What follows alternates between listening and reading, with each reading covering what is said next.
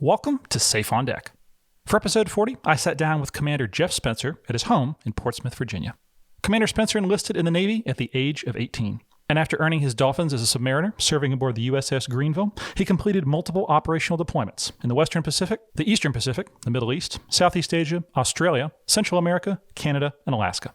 After being selected for a highly competitive spot in the Seaman to Admiral program, Commander Spencer graduated as class valedictorian with a degree in mechanical engineering from New York Maritime College. Commander Spencer earned his wings of gold in 2008 before going on to fly the MH-53 Echo Sea Dragon helicopter, where he spent a now unheard of 17 years in the cockpit, all on active duty.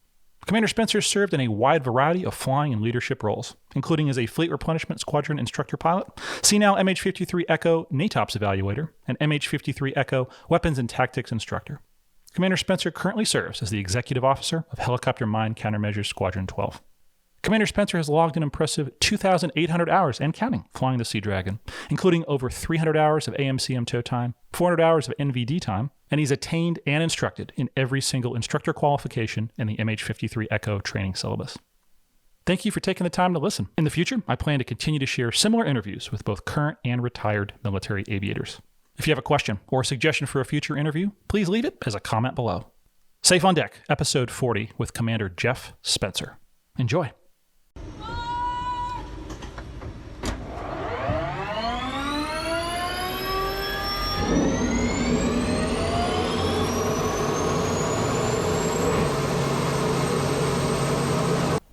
Silver Fox, thanks again so very much for inviting me over to your beautiful home. Really enjoy the chance to come over and the opportunity. Start all these interviews the same way, so I just wanted to start yours the same way as well. Where were you born? Yuba City, California. California. Yeah. I've heard of the town. I've never been. Tell me about Yuba City. There's no reason to go. It's about 45 minutes north of Sacramento. Real small town. Lived there really through like first grade and then moved Carson City, Nevada, back to the Bay Area. Petaluma for a few years, back to Carson City, and then ended up graduating from high school there, enlisting in the Navy right out of high school. Very cool. What was the path into the Navy? Just is that like a natural thing for you, or? I think wanting to get out of the hometown and do something technical, get something. Some good education, but not really looking to go to a normal 4-year program college path. So the Navy seemed like it made a good amount of sense. I had some family members, uncles and stuff that had been in the Navy, so there's a little bit of culture in my family to do that. Anything with aviation, any touch points there? None at all. Really? No, in fact, aviation came way later. Okay, you mentioned the Navy. Now I always think of strip malls and recruiters' offices there, but did you just walk in and say, hey, this is what I want to do? What was that first interaction like? I kind of went through all the different recruiters' offices. They had one of those ones where it was, all the different offices kind of jammed together so you could go from one to the other. So first appointment I had actually was with an Air Force recruiter, E5, I think, E6 maybe. Sat down and talked to him for 20 minutes and walked out of there. Really the only thing I got out of it is that is definitely not what I wanted to do. From there, talked to the Marine Corps. My grandfather had served in the Marines, some real family history there. So that always sounded interesting. At the very least, I wanted to try Marine Corps boot camp and see if I could pull that off. But looking at that, really looking, STEM related stuff. So I was looking at, aviation mechanic, that kind of thing. And then I went and talked to the Navy recruiter just to kind of cover all the bases. From that, they had looked at my test scores and stuff, had me take the nuke test battery, and I did real well on that. My goal at the time, really, I figured I'd do, one enlistment, spend that time, get that technical education, a few years doing it, and then get out and go use that education to get a good job and kind of bypass a 4-year bachelor's degree while still getting a good career path. With that, ended up really taking interest in the nuke program and got picked up to do that. So left home about 7 months later after some delayed entry time, just as they kind of lined up the nuke school stuff. So I went to boot camp in February of '96. Where'd you go to boot camp? Chicago, pretty cold. We're a California boy, probably so, yeah. Yeah, for sure. But it was good. I just a couple months there and then down to Orlando for nuke school. One of the last classes to go through nuke school in Orlando before they closed that down and moved it to Charleston. So since I know nothing about it, I have so many questions. Nuke school, is this going to be subsurface? Where's the divide? I mean, you can go either. The submarines is voluntary only. And I was really looking at, I just kind of wanted to do, like I was planning one enlistment and out. So originally I was planning on going surface. And as I was getting to the end of the school, basically I don't know if it was the truth or not, but they said they didn't have any surface spots available. So I would need to go subs. So it's funny how that works. Yeah. I didn't really mind. I'm really glad I did go that route. I think doing surface stuff would have been drastically different, and I wouldn't have enjoyed it nearly as much. But where do you go from there in the training? So you do about 9 months or so in Orlando. So I was a machinist mate, so you go through about 3 months of machinist mate A school, 6 months of nuclear power school, which is all classroom academic stuff, right? All the theoretical and calculations and all that. But pretty in-depth. I really enjoyed that, actually. A lot of, nuclear physics, theory, and a lot of good stuff. So that was, really challenging and really interesting. And then from there, I went to Charleston. In Charleston, they've got 2 submarines, or used to be submarines, that are sitting in a river that still have operating reactors. And so basically, it's kind of simulated like you're showing up at your first boat, right? So you learn all the systems, you learn the emergency procedures, you learn all the startup and shutdown. You brief all the systems, draw all the systems, do all that, and then go through this process of actually starting up and shutting down the reactor plant multiple times every day. So great experience. That's about 6 months as well. So at the end of that, you're fully trained nuclear operator. And then I ended up picking up an additional school at the end of that, another 3 months on top of that it was called engineering laboratory technician.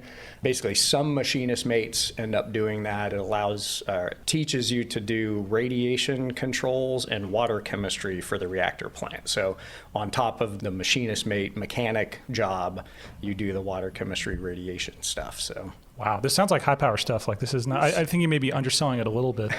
At least the way I understand it, not everyone gets through this training, and this is highly selective but for a good reason. I really enjoyed the challenge of it. I mean, I've always been kind of engineering related stuff. I grew up around old cars, building stuff, and really interested in turning wrenches and figuring out how stuff works, and just that mechanical background. So being able to really find something that could take that interest and really dig in on something that felt important and challenging was really cool. I had actually asked for San Diego as my first choice, and of course, needs of the Navy. There's no spots available in San Diego, so I got my second choice, Pearl Harbor. No way. Not bad. Yeah. Not bad at all. Yeah, so let's see, this would have been January of 98. I finished up all the nuke training, left Charleston, drove across the country, 2 cars, me and my best friend, Dukes of Hazzard style, and ended up on the West Coast, shipped our cars to Hawaii, and then flew out there. I actually ended up doing one tour, as an extended tour, because it ended up with sticking around a little longer for the officer package. So 1 fast attack submarine out of Pearl Harbor, 2 full deployments, and some interesting times on the fast attack boat. The Pacific's always interesting, but... Okay, first, fast attack sub. So actually, just for those that aren't really familiar with the terminology, fast attack versus a boomer, can you kind of unpack what the difference is and then what the mission set is? In the United States, we've really only got 2 types of submarines. Every submarine in the U.S. Navy is nuclear powered, 1 single reactor plant, multiple steam generators, multiple engines, and a single screw. But the purpose of the fast attack submarines is really similar in a lot of ways to a surface ship. So it's to find and track and destroy other ships. In addition to that, they're incredibly good at ISR, so intelligence, surveillance, reconnaissance, gathering, and then really good at special forces insertion and extraction, because nobody knows where they are. You can get into places that other ships wouldn't be able to. And then pretty much all the modern fast attack submarines have the ability to also launch Tomahawk cruise missiles. So you can do land attack, which is great because, again, you got a firing platform that nobody knows where it is or when it's around. So a lot of capability for fast attacks. The ballistic missile submarines are about 200 feet longer, 560 feet, and so their primary mission is, that strategic deterrence of nuclear warheads, right, that are out there somewhere ready to fire. If somebody forces us to do that, they're there. So really their main mission is to be ready to launch those missiles and don't let anybody find you ever. They'll leave port 2.5 months pretty much every time is 2.5 months. They'll go out and just disappear. Probably won't stop in any ports, won't talk to anybody, won't do nothing. They just hang out, be quiet, and sit someplace important. And then they pull back in, and they actually have a short turnover period with another crew, a little bit of upkeep time, and then that crew that just got back will stay in port for 2.5 months while the other crew takes the ship to sea. So that way the boat can stay out at sea more than the personnel could. On the fast attack side, it's much more unpredictable. It's, you've got a normal deployment cycle, and, they'll link you up with carrier battle groups or amphibious ready groups, whatever. But, a lot more, short, trips to sea for, training, for workups, for exercises, for all kinds of stuff. And then generally kind of the standard Navy deployment cycle out of 2.5 years or so, you'll spend 6 months of that at sea on a deployment. Pretty good ratio. Yeah, not bad. But being out of Pearl Harbor, we were pretty busy. And even this is, in the late 90s, early 2000s, pretty busy. So a fast attack out of there generally spent 180 to 200 days at sea every year. And that's on a year that you didn't deploy. What's a day in the life like? What was the rate again that you were, I'm trying to figure out what you were doing every day on the ship. Yeah, so as a nuke machinist mate, your primary duty is operating the steam plant, right? So basically, the reactor run by some nerdy guys that flip switches and stuff. Those are engineering technicians electronics technicians that get qualified as reactor operators, and they're the guys that actually kind of raise the control rods and do all that kind of stuff and really take care of the reactor itself. And then the reactor is really just meant to make heat, make steam, and that steam leaves the reactor compartment to go into the engine room. The steam is used to run through turbine generators to make electricity for the whole boat, and then through turbine engines to run the propeller. So the machinist mates really take care of all of that. Everything that the steam runs through and turns, everything that spins or operates, opens and closes, everything in the engine room belongs to the machinist mates. So, wow, a lot of responsibility. There's a third rate for nukes is electricians, right? So they take the electricity, obviously, from the turbine generators and distribute it through the ship and kind of manage all that stuff and all the electrical components and all that. So kind of the fourth group is the machinist mates like I was that were trained additionally to do the reactor water chemistry and radiation control. So we would do daily or multiple times a day sampling the water in the steam generator and the water in the reactor plant to make sure the chemistry was just right, adding chemicals, cleaning things up, managing all that. And then normally the radiation controls were just kind of preventative. Go around doing periodic surveys daily, weekly, monthly to verify that the shielding for the reactor is working the way it's supposed to. There's no leakage anywhere, all that kind of stuff. So, how many times did you go to sea when you were on the boat? So I did two deployments, many shorter trips to sea. So from Hawaii, we did both what we call the Westpac deployments, and then we had Eastpac deployments. Eastpacs were normally shorter, 6 weeks, 3 months, something like that, where we'd leave Hawaii and come to the west coast of, I could say the United States, but really we would go up all the way to Alaska, sometimes down to Central and South America, depend on what the missions were, exercises you were involved in, that kind of thing. So shorter deployments that way. And then the Westpac is the traditional, what most people think of if a Navy ship deploys to the Pacific. So Japan, Korea, maybe as far as the Middle East, Australia, Malaysia, all kinds of places out that way. So okay. Well, I might have missed it, and if I did, I apologize. The name of the boat? So yeah, this one it's got a kind of a legend to it. It's becoming lesser known because it was a little while ago. The USS Greeneville, the whole number is SSN 772. It was actually the second to the last Los Angeles class submarine built prior to them starting to make the Seawolf class. And our boat was pretty unique. It actually had a Seawolf engine room in it that they basically modified that particular ship to use the Seawolf power plant to test it. But kind of interesting that way because the whole of the ship was never designed for that much power. So it made it a pretty interesting one to cruise around in. Sounds like a good problem to have, not the other way around. Yeah. Okay, so on those, we'll count, all the little workups, the two actual deployments, all your time on Greeneville. If you had to tell a story that encompasses your time in the nuclear Navy, in that world. It can be more than one story, of course. Yeah. But if you can think of one, what would it be? Because I think it's such a hard. I think Blind Man's Bluff is a great book, and there's some other ones out there. But it's a very hard world to get into, and it's a very hard world to learn about, probably for good reason. So maybe something that's not going to get anyone in trouble, but anything that maybe defines your time there. It's been a few years now, which I've spent a lot of time doing other stuff in the Navy since then. But there's really three things I'd say that kind of stand out in my memory for submarines and the things that I did. The two deployments for sure. Some of the deployments depend on what kind of ship you're on, who you're with, where you go. Some of them are just kind of go around, show the flag, do whatever. Mine, the first one, so it was the end of 98, beginning of 99 was when we did the deployment. Really not a ton going on politically or anything at that time. The Cold War was over, but the War on Terror hadn't started. So you would think things were kind of slow. They were not. Definitely not for fast attack submarines. So the intelligence, surveillance, reconnaissance stuff was still very busy, kind of keeping tabs on everything going around. We did do a good amount of, out showing the flag, pulling in different ports. We got to go, do some really cool stuff. That time, Guam, a couple places in Japan, pulled into South Korea, Kuala Lumpur, Malaysia, New Caledonia, which I had never heard of until we pulled in there. It's a French province off the northeast coast of Australia. Not very big, small enough that we kind of rolled in there and all the enlisted guys took over a Club Med for 5 days. What could go wrong? Yeah, that was it's interesting. But really the big thing defining in my mind for that deployment, which at the time was classified and it's since then been downgraded and not a big deal. In fact, it's commonplace now, is North Korea was starting to fire off multi-stage ballistic missiles and trying to hone that technology and increase their capability. So at the time, we knew they were preparing to test something, through whatever intelligence gathering got us to that point. So kind of monitoring, paying attention to that. Well, so we had been moved up into that area, of course, 12 miles off the coast in international waters. Yeah.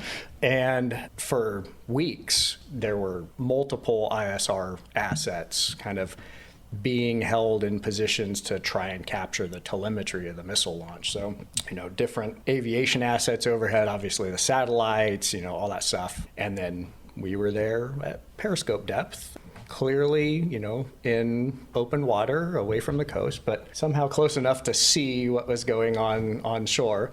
And so after weeks of really, we were at periscope depth, just kind of putting around at 3 knots and dodging fishing trawlers every night as they were leaving to head out. And, nobody knew we were there, just trying to keep it that way. And then when they actually finally did do the missile launch, we were the only platform in a position to gather the telemetry. So that was pretty cool. Got a Navy unit commendation for the ship for that. And that was the maiden deployment for that ship. So it was really cool. That's awesome. What a feeling of accomplishment. Because I'm guessing a lot of times there's that hard work. And people are going to say nice things and whatever. But if it hadn't been for y'all, it literally wouldn't have been captured. Yeah, absolutely. That was really cool. So, and that was my first deployment in the Navy. So very cool being a part of that. I thought, every 6 hours into the watch, we're sending stuff off to 3-letter agencies and briefing the president on, what's happening out there. So that was really, really cool. You said that was story number one. Yeah. Two more. In between that and the second deployment, one of the things we got heavily involved in, we were designated as a test platform for what was called the Advanced SEAL Delivery System. SEAL Delivery Team 1 is in Hawaii, Ford Island out there, and their whole job is getting SEALs where they need to be to do their missions and getting them out safely, that kind of thing. A lot of underwater contraptions and interesting things and huge budgets and all that stuff. Well, during that time, late 90s, early 2000s, they had kind of come up with this plan to create this dry submersible, right? Before then, they had these electric-driven wet submersibles where basically guys on scuba gear could climb in that, and it'll get you where you need to go. You don't have to swim the whole way, so that's nice, right?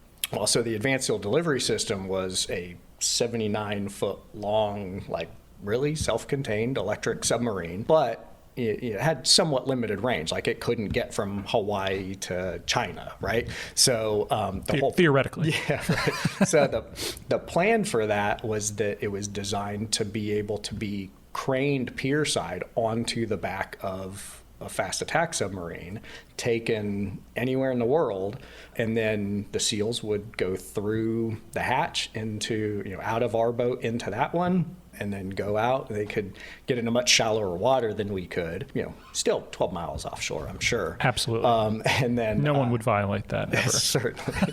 And then, go do whatever thing SEALs do, and then get back in their little submarine and come back and dock back with the submarine, and we'd take them back to port and offload them. So that was a brand new system at the time. And so there were 3 fast attack submarines that were tasked with kind of the test and evaluation phase stuff, right? So first one, there was another submarine that actually, they'd set it on the back and they took it to sea and ran around and made sure that there was no hydrodynamic effects, or anything was roll upside down or anything like that, right? So that was done, but we were the first ones actually to go out and do the first launch, right? So it detached from our submarine and went out and cruised around and did all its dynamic stuff, and then came back and docked again. So that was really, really cool. Were there a lot of SEALs you actually interacted with while that process was going on, or was it more the NAVC types? Yeah, it was really interesting, actually. The way they had that set up, it was a dual-piloted submarine. So the 2 operators up front, one was a SEAL and one was a submarine officer. And then they would be able to load a whole SEAL team in the back, and they'd stay completely dry until they were ready to go do their mission. So real force multiplier. So that was really cool getting to participate with them. We actually did something too, as kind of a tangent for this one. So at the time, there was also a deep submergence rescue vehicle. The Navy's had it for decades and decades, right? So basically, a submarine goes down, in however many thousands of feet of water, they can send this little, again, an electric mini sub out and do that. So one of the things we got to do during that time, they were trying to kind of expand the capability of that system by adapting some of our allies' submarines to be able to use it. So around that time, we actually got to work with them as well. They loaded the deep submergence rescue vehicle on the back of our submarine. We went out, and at some classified depth, the submarine... We'll say 69 feet, just just to throw a number out there. Yeah. The submarine detached from the back of our submarine, drove some distance underwater, and docked on the back of a Japanese submarine. The crew went inside, had lunch, and got a tour of the boat and meet and greet and all that stuff, and then came back and docked back on ours. It was really interesting. And what an awesome technology too, because that's I would assume the nightmare of the silent service is something like that. And so you want to have technology that can get down and rescue folks. Oh yeah, in extremis. Yeah. Wow.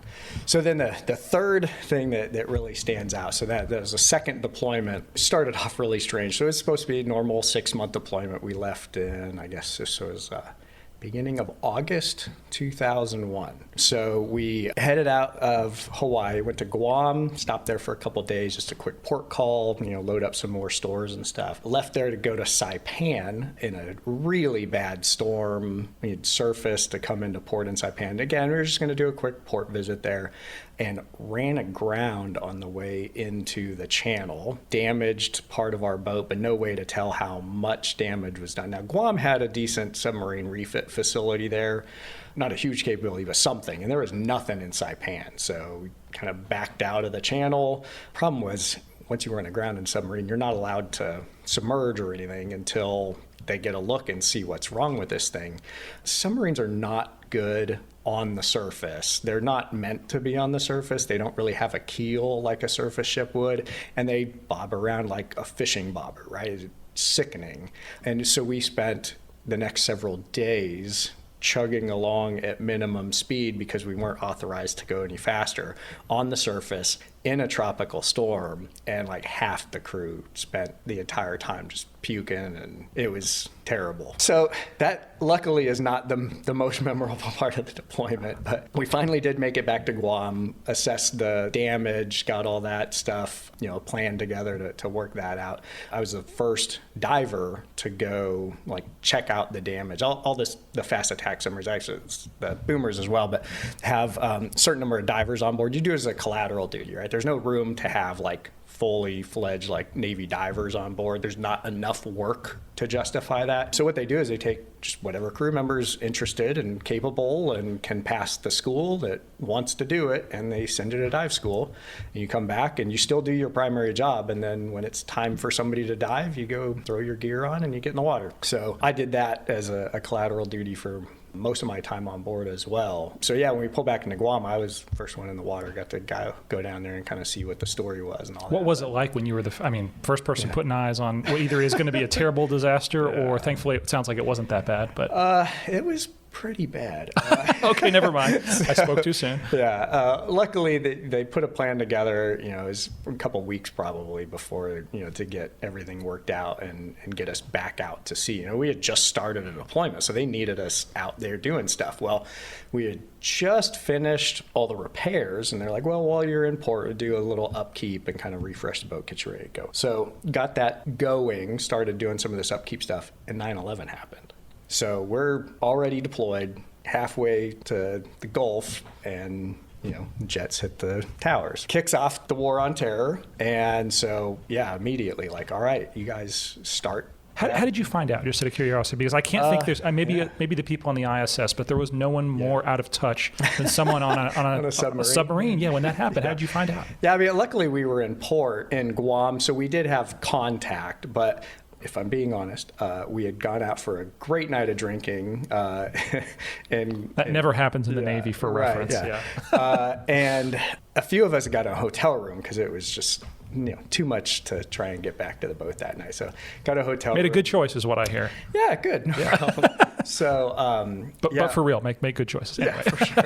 Ended up basically just getting a call at the hotel, hey man, you need to get back to the boat now. I'm like, what's going on? Can't tell you, but you need to be here now. Okay. So got back there, immediately fired up the reactor, got everything ready to go, throw the lines off, and started steaming west. Within a few days, we were out in the Gulf of Oman. Again, it's, kind of declassified at this point, but, at the time that was still, they were figuring that bin Laden was going to escape through the Tora Bora region into Pakistan and, make his way south, get on some boat from some sympathetic group and make his way to Yemen, kind of the safe house in Yemen kind of thing, right? So at the time, that was the expectation. That's where a lot of the focus was. We spent from middle of September when we got out there until Christmas of 2001, basically at periscope depth, just outside the Straits of Hormuz, tracking every single ship that was leaving the Gulf or, the southern shore of Pakistan. There was a list of boat names, and they wanted to get, so we would just kind of sit there, you'd see a contact on sonar, and you'd figure out where it was going, what it was doing. If it would, fit the profile, then we maneuver around behind it, get the periscope on it, see what flag it's flying, see what its name is. And again, every 6 hours, sending off a burst of data to all the 3-letter agencies that are trying to find this guy. So it was interesting. So again, another Navy unit commendation for doing some really interesting stuff at a crucial time. So well, I'm glad I asked. That's 3 pretty darn good stories. Yeah, it was a hell of a career. I don't regret doing submarine stuff for a second. Also glad I'm not doing it anymore, but I'm very, very glad that I started out that way. We mentioned officer packet, and you mentioned that you were thinking about that. That might have been a little bit of the reason you got extended. Could you talk through the process of what was it like to put that in and get accepted and go on to be an officer?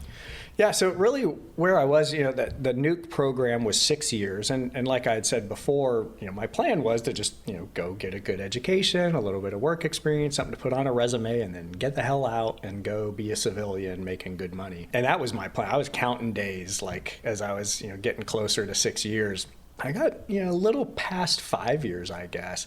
And then, it was 9/11 was just about to happen, right? So I got to the point that I realized I like being in the Navy. I really like, wearing the uniform, serving my country, doing that stuff. But I'm like, I've checked a lot of boxes on submarines already. I was already standing the senior enlisted watches in port and at sea. I was, E5 had just put on E6 pretty quick. Nukes always do. Really, I was kind of doing the same job as the senior enlisted guys that have been in for 20 years, 25 years, something like that. I'm like, do I really want to keep doing this exact same job for 20 more years? And the only thing that's going to change is my uniform and my paycheck. So at that point, I was like, I would really like to keep going in the Navy, but I'm only going to do that if I could do something else. I really enjoyed the diving part of what I was doing at the time.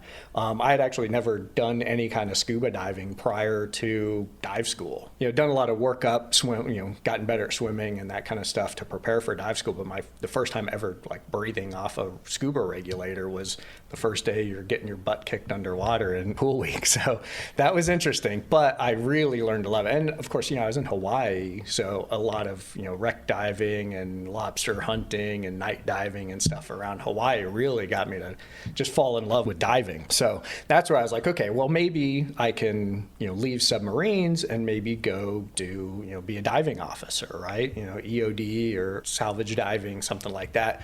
And really the reality is once you become a nuke in the Navy, there's not a lot of paths out of being a nuke. You really got to shoot the gap between leaving that community and not leaving the Navy as well, right? As I kind of did a lot of research on it, I'm like, the only option I really have is to get an officer package. And maybe if I get an officer package, then I can go do something else and stick around and keep the career going. So I decided on the Seaman Admiral program. That one made the most sense at the time. It was a bigger program then than it is now. They've scaled it down a lot because it's incredibly expensive for the Navy. But yeah, the whole point of the program is to take enlisted personnel that have kind of proven themselves. They've got a little bit of a history in the Navy and, a good safe bet that they're going to graduate college and go on and be officers. So, put in the package for that. And then, I kind of sat around on the boat, just kept doing the nuke job while I wait for the package to come out, and then got picked up, and then you wait around for your orders and that kind of stuff. So that's really what kind of extended my time on the boat.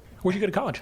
I actually went to New York Maritime College, SUNY Maritime in the Bronx. In the Bronx. Yeah, wow. Yeah. Four-year program, full 4 years? Well, so for Seaman Admiral, you actually have up to 36 months to graduate. Part of that is, you're prior enlisted, so you may get some credits transferred over from your Navy training. A lot of guys have prior college. I didn't. And then the other thing is you go year round, right? You don't take summers off to do midshipman stuff or whatever. So, when the other midshipmen are off doing, their summer cruises and stuff, you're at, the college or at a community college nearby or whatever, continuing to take classes. So, and really on my end, being a prior nuke, a lot of classes transfer because I did a mechanical engineering degree, and that's, basically what I did in nuke school. So a lot of that kind of transferred over and made it work out pretty well. So yeah, just 3 years in college. But you don't know where you're going to go, correct? You're going to be an ensign, but you don't know what community is going to take you. When you put in the Seaman Admiral package, at least at the time, and I think it's changed now, really now, if you're a nuke, you're not even allowed to ask for anything other than nuke. At the time, the way they had it set up, you could either ask for what they call a target option or the core program, right? So a target option, you could pick a specific unrestricted line job field that you wanted to be in and ask for that specifically. If you only did that, then you either got picked up for that community or you didn't get the officer package acceptance at all. And then they had the core program where basically you get handled like any other ROTC midshipman or Naval Academy guy, where you basically go through college undesignated, and then during your senior year you put in your requests, here's the job I'd like to do and a couple backups, and the Navy comes back and tells you what you got. So I had actually put in specifically for a target option to go diving, and then put in the core program as a backup in case there wasn't room in the diving program or whatever, that didn't work out. So when the results came out, I had gotten picked up for the core program and not for diving. And I was, okay, whatever, I'll still take the program. I'm pretty sure I can kind of work my way back into diving and still end up coming out of college the same way. So that was my goal going in. But May of 2003, I left Hawaii to go to New York to start college. A couple months up in Rhode Island. There's like a prep school basically for the Seaman Admiral stuff. And then you go off to your college. Well, in September of 2003, as I'm starting college, I was married at the time, so I found out my wife was pregnant with our first son. And that spring, we had also invaded Iraq. So the thing that Navy diving officers and EOD guys were supposed to be doing was not what they were doing, right? They were, leading guys through the streets of Iraq, defusing IEDs.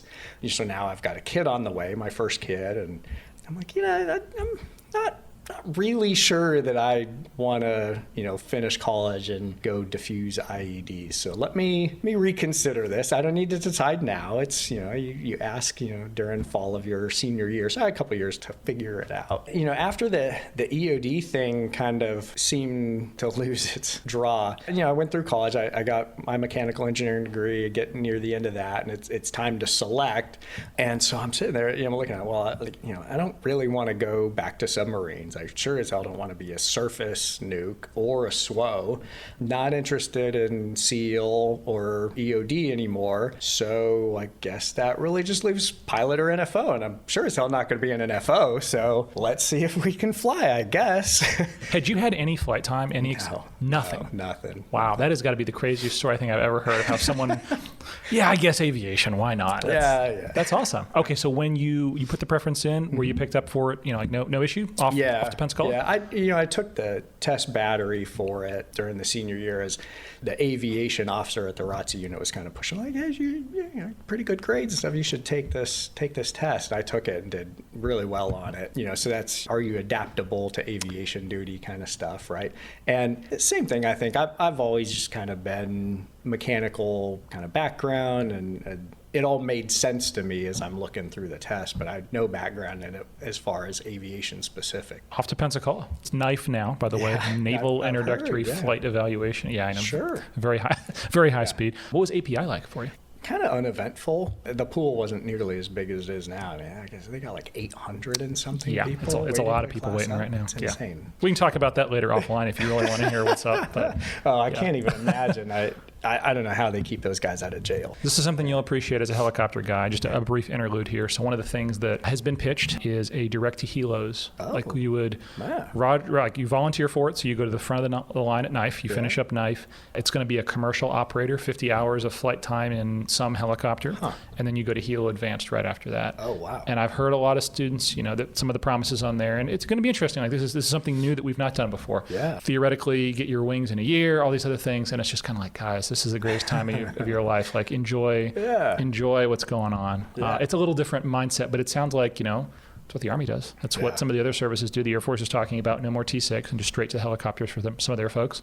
That's crazy. So anyway, different from what you definitely what you experienced and myself as well. But was there any Cessna flying, IFS part of it? We did. I did IFS in Destin, so whatever 7.1 hours or whatever. In nice. Cessna. It's a controlled field now, by the way. Oh big old Destin. I think too many people accidentally lined up to land at Eglin, so that's why they put a tower in.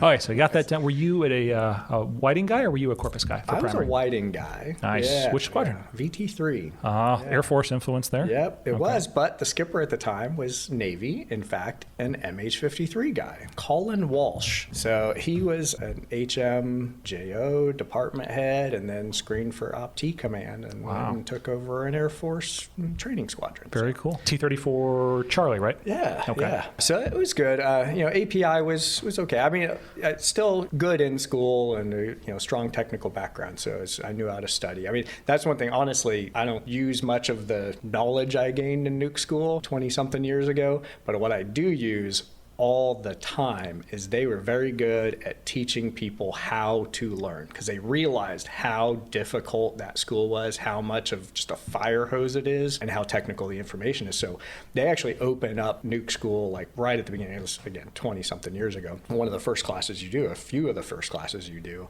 is kind of how to learn, how to commit things to memory, how to recall things from your brain, how to, really making your study time most efficient, most effective, how to, be successful on tests, that kind of stuff. And that has been the most valuable thing about my enlisted career as a whole, is learning how to learn. Yeah, and it stuck with you all the way through now. Yeah, for sure. VT3? Yeah. Any good memories in the T-34, solos, aero, forms, any of that good stuff? One thing that really stands out, so my on-wing was an Air Force tanker pilot, but he seem to really enjoy flying the T-34. Obviously, you don't get to do much in a tanker, I would imagine. I haven't flown in one, but I can guess that, and the difference between the Air Force and Navy way of doing things. I'm sure they were a whole lot of straight and level at a really high altitude and not allowed to disengage the autopilot, that kind of thing. So yeah, he got in a T-34 and had a blast. There's one day in particular, in fact, I was telling a friend of mine about it just a couple weeks ago, because I do remember it really clearly, and I think it really kicked off. I had an interest in aviation at this point, obviously, as I know this is going to be my career, like, let's get good at it. But on that day, it was the day I think I really fell in love with flying. We went out for like a BI flight, nothing fancy. It's still, early phase in the T-34s, because I was still flying with my on-wing, right? Went out and did a BI event and one other sign off, and it was one of those days, out there in the Panhandle where, you had kind of just patchy spotted clouds at different altitudes covering, maybe 5,000 feet of vertical space. And we finished up both the sign-offs pretty quick, got through all that stuff. He's like, hey, we got a little bit before we got to head back. He's like, I'm going to go ahead and take the controls. He started cloud surfing through it's perfect spacing, perfect size clouds, like just enough, opening between them to really kind of... To maintain the VFR cloud clearance, yes, is what absolutely. You were about to say. And that's what he was demonstrating, right? Like, this is how you maintain your cloud clearance. But I mean, like, legitimately precision control of an awesome aircraft. Yeah, and fully aerobatic. So, I mean, it was a really, really amazing 20-something minutes of just sitting there in awe and taking it all in. And yeah, we got back on the ground, and I was absolutely hooked with aviation. What were your choices when you finished out of primary? Where could you have gone in the fleet? Honestly, I didn't really even think about it too much. Like you, kind of unusually, my first choice right from the beginning was H-53s. I'd thought about trying to do jets, back like as, waiting to class up for API, that kind of thing. But really, I think the motivation to do that was just kind of that type A personality. Like, that's the pinnacle of naval aviation. So of course you should want to do that, right? And it seemed interesting. But I will tell you, my history, my background as an enlisted sailor, I think gave me enough information about boat life that I knew that for me, getting in TAC Air, whatever rewards came with TAC Air stuff, it did not offset being on a boat. Totally fair. So I was pretty quick to look at H-53s. And oddly, I had not made the connection previously, but once I got into that mindset into H-53s, I actually realized, growing up in Northern California, I'd actually seen H-53s from HM-15 flying. I remember as a kid seeing, refueling probe, big, huge, big sponsons on the side. I was fascinated by this giant helicopter. I only saw it a couple times during my childhood, but I remembered, and I didn't know anything about it at the time other than kind of what I could look up. And that would have been the Alameda birds, right? Yeah, when HM-15 was in Alameda. And that's the thing I don't think a lot of people appreciate. We had Alameda, we had Corpus, we had Norfolk. There's the kind of sort of presence at Panama City. Mm-hmm. I've heard stories back in the day. The idea was to consolidate everything. It would have been at Pensacola, actually. Yeah. Of course, now it's all Norfolk as things are, slowly, the lights are getting turned off. But yeah, it was a presence literally across the U.S. There was HM-19 and all these reserve squadrons and all this other stuff. And not quite that anymore now. But that's really cool that you literally remember seeing those aircraft. Yeah. That's awesome. And by the time I had gotten into API and then into primary, I got certain pretty quick that I definitely want to fly helicopters. And if they'll let me, I definitely want to fly H-53s. Wow. HT-8 or 18? Do you remember? HT-28. 28 was around then. Okay, I was a 28 guy too. I was the first guy to graduate HT-28 and go to an HM squadron. Yeah. Okay, do you remember the old building that they had us in, like the top deck up there? Yeah. I was one of the last people when we were up there, and they finally they refurbished like the old wing building. Yeah. That was where you started, is where I ended. That's where I was. Wow. Yeah. What was 28 like?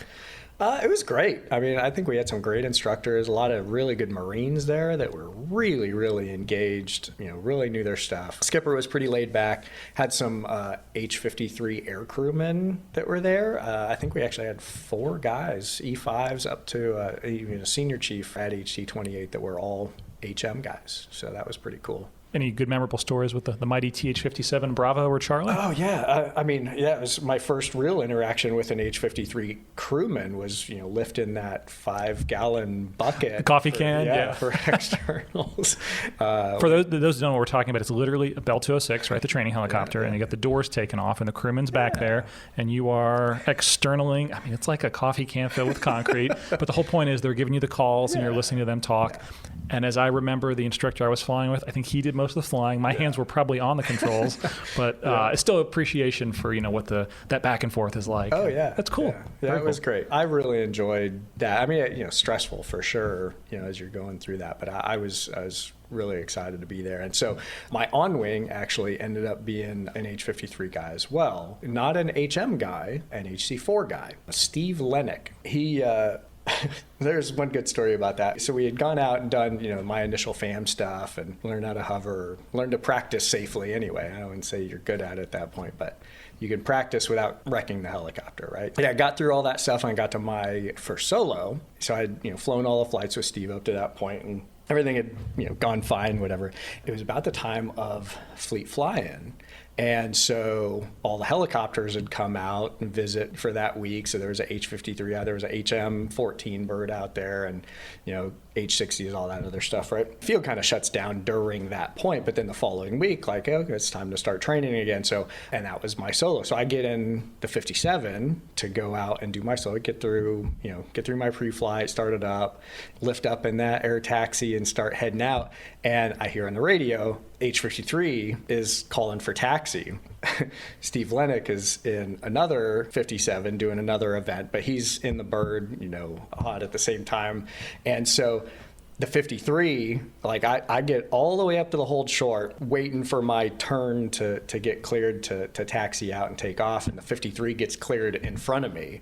And of course, this is the first time I've hovered in a helicopter by myself, light little helicopter. Now there's an H-53 ground taxiing past me, which I'm in love with, and so distracted, just wanting to watch this thing taxi and take off. And Steve calls me on the radio because he knew that I was so distracted. So he calls me. He's like, Jeff, just focus on the hover, just chill out. You'll see this plenty of times in the future. But I mean, you're talking about literally the smallest and the largest helicopter in the inventory, and they're next to each other. It's kind of comical, honestly. Oh, yeah. 53 is going to blow the 57 over in a heartbeat. Yeah, absolutely.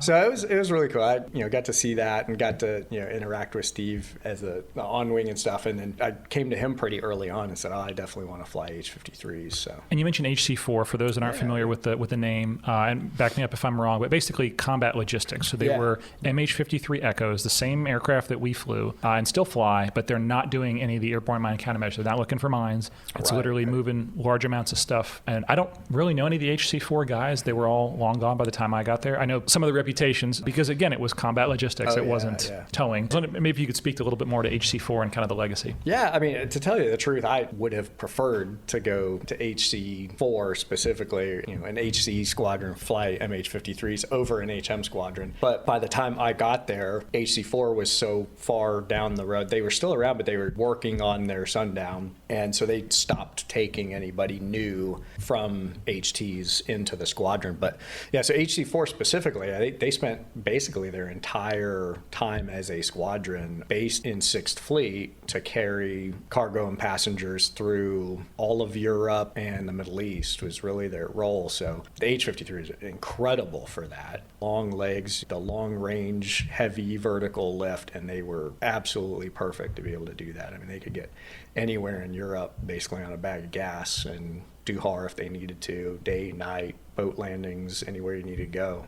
Since you mentioned it, I just wanted to hit you with a couple questions. You mentioned HAR, helicopter air-to-air refueling. I think you're probably, if not the senior, well, no, you probably are the senior person with that now. No, I'm serious, in the HM community right now. You talked about boat landings. Did you ever do it at night, unaided, or was everything aided in the 53? I did do, my first few were unaided. Really? I'm told that was the way, when the dinosaurs ruled the earth, that's the way it was always done. And so you're calling me old. Huh? I'm not, no, but my buddy that did it, same thing, he was like, yeah, you kids with your night vision goggles these days, all we did was unaided. I didn't do too many, honestly. Basically, I got got through the FRS to HM-15. I guess I've been at HM-15 maybe 7 or 8 months and started the goggle transition. So everything up to that point in the 53 was all unaided. That's a big skill set for sure. It is That's interesting. Awesome. Yeah. You said 15, but it wasn't the 15 that I know, which is here in Norfolk, right? You were in Corpus, correct? Yeah. What was NAS Corpus like? Oh, man, I would have stayed the rest of my career there if they would have let me. Really? A lot of people don't like Corpus for various reasons. I like Texas in general, and I loved Corpus. I like being on the water, into boating and water sports and stuff like that. And then, I like warm weather over cold weather. And Texas was great. Corpus Christi, specifically for a fleet squadron, I would say was unique. Only fleet squadron there, right? It's, NAS Corpus Christi is mainly there for training, VT stuff, different fixed wing Navy trainers. So that's really what everybody's focused on. And then off to the side, there's these big helicopters that nobody knows anything about. Nobody's in charge of them. Nobody can tell them what to do or even tell if they're doing what they're supposed to do. They just kind of hang out over there and do their own thing. What wing owned y'all when you were there? Still the same wing. Yeah. But you're all the way in Texas instead of Norfolk. Yeah, right. So that's one thing I learned in Hawaii is the farther you get away from Norfolk, the more relaxed the Navy is. It's a fair assessment for sure. Yeah. When you checked in, so actually, I kind of skipped over it, so I'll run the clock back. Yeah. When you finished HTs, but now you're going to have to train up in the 53. Was that AWIST or was it HM-12? It was AWIST. AWIST. Okay, so was it AWIST was part of? I don't even remember what's the acronym for AWIST.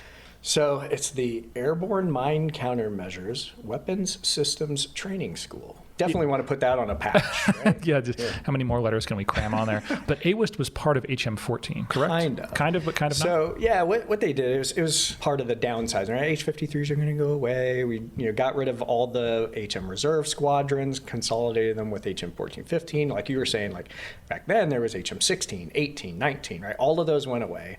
And so as they're downsizing, really, somebody unwisely made a decision that, well, we don't really need a normal FRS. There's just not enough throughput to justify that.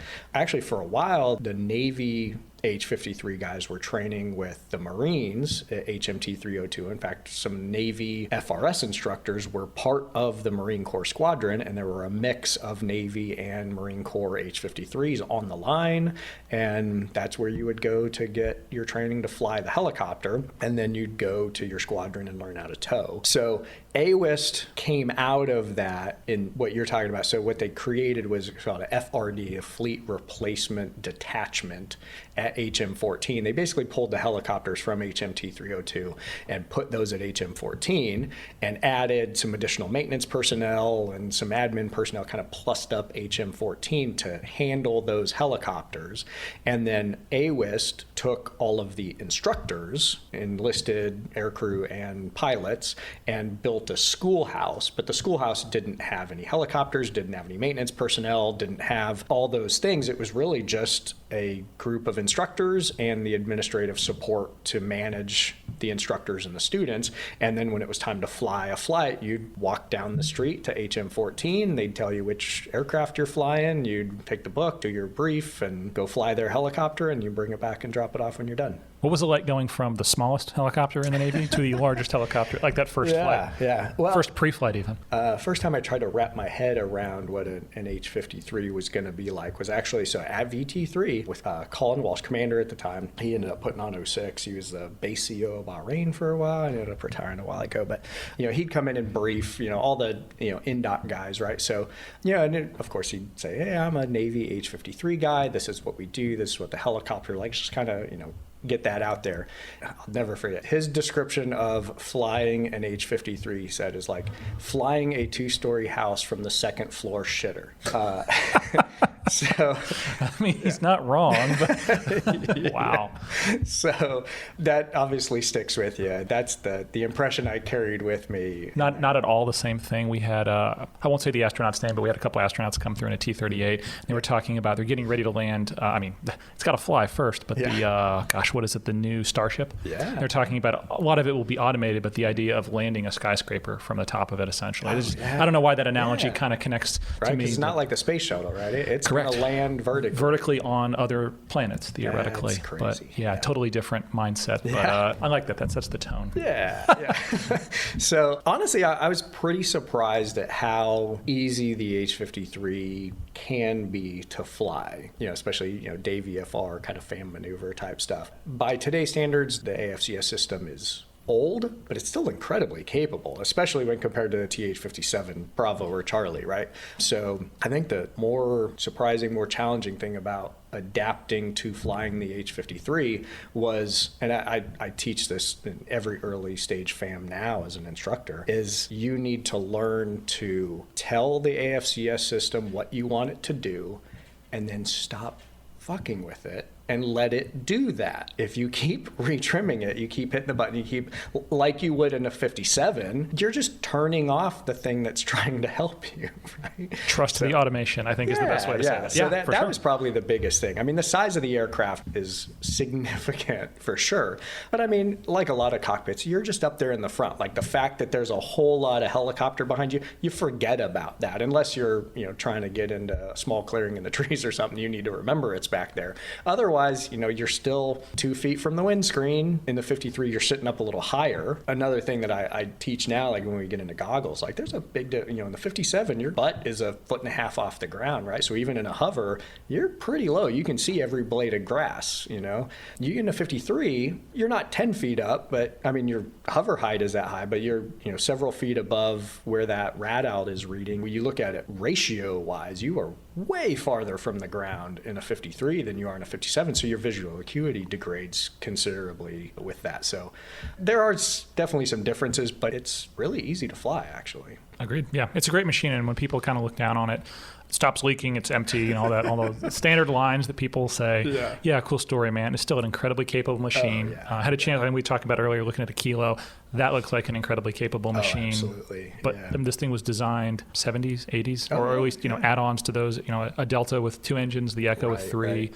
It's an awesome aircraft. And I'm super thankful to have gotten to fly it. Really kind of a little bit jealous of y'all that keep getting the chance to do it these days. But let's talk about HM-15 in Corpus. Where did you deploy from HM-15? So I had a full JO tour with HM-15, but I went down to Corpus just for 6 or 7 months. While I was there, we did an exercise out of Panama City. So we did cross country out there, did the exercise, doing all the mine warfare stuff, and then cross country back. That was cool. And went out to Bahrain for a few weeks, did a det off the Baton for an exercise out there, towing 105s, but then moved the squadron up here. So September of 2009 was when the new hangar was built. It was ready to go. I was one of the first guys to kind of walk through the hangar and check everything out and tell them, I'll look at it. I didn't know shit at the time. I was JG. I had like 50 hours in an HM squadron, but I was one of the only guys up here, and I'm like, it looks great to me. Yeah, sure. And it is a nice building. It's a nice little chunk of ramp space there. Victor 1, the old helipad. We did some good stuff for sure. I think I ended up on the lucky side during my JO tour, due in part to the move, due in part to some of the other JOs that around my time that for different reasons, medical stuff, were not able to fly routinely. So I ended up on the flight schedule a lot.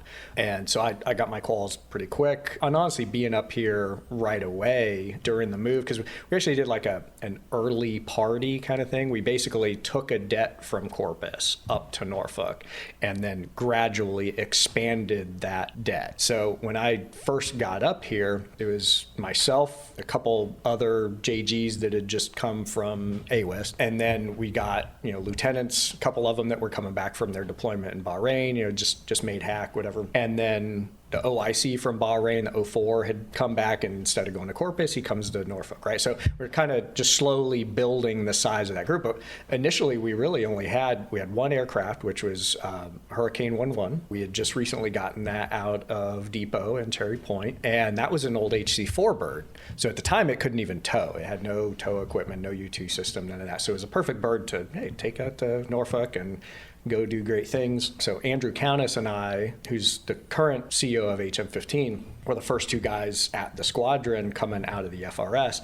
So we were up there together. We had, two fairly junior aircraft commanders that were, senior JOs to us, and then a couple really kind of famous HM department heads that both went on to be commanding officers. And so that was pretty much the whole det. And the only real tasking we had was just to kind of establish the footprint, right? And be ready to receive more. Well, once we got the ability to start flying Aircraft 11, the only thing kind of to use it for was mine and Andrew's H-2P training. So we flew our butts off. And I mean, to the point, like, we would write flight schedules where, like, I would go out and do, a 2-hour event, get a sign off, come back, pins, chocks, I would run inside, turn over ODO with Countess. He would run out, get in the bird, and go out and do his sign off. Didn't have any more personnel, but we made it work. And we call that a first world problem. That's awesome. Very cool. So yeah, we were flying, every time there was a flight schedule, we were on it. And so I got through a lot of my H-2P syllabus really quick because of that, because there was nobody else to give the hours to. You talked about towing, and so it sounds like that footprint, as that footprint followed, the ability to tow kind of came with it. We don't have to talk about the minutia of every single system, but just broadly, sweeping and hunting and all that. Could you just kind of talk through a couple of the big names and what does what? Yeah, so I've been gone 2 years. I've forgotten it all, clearly.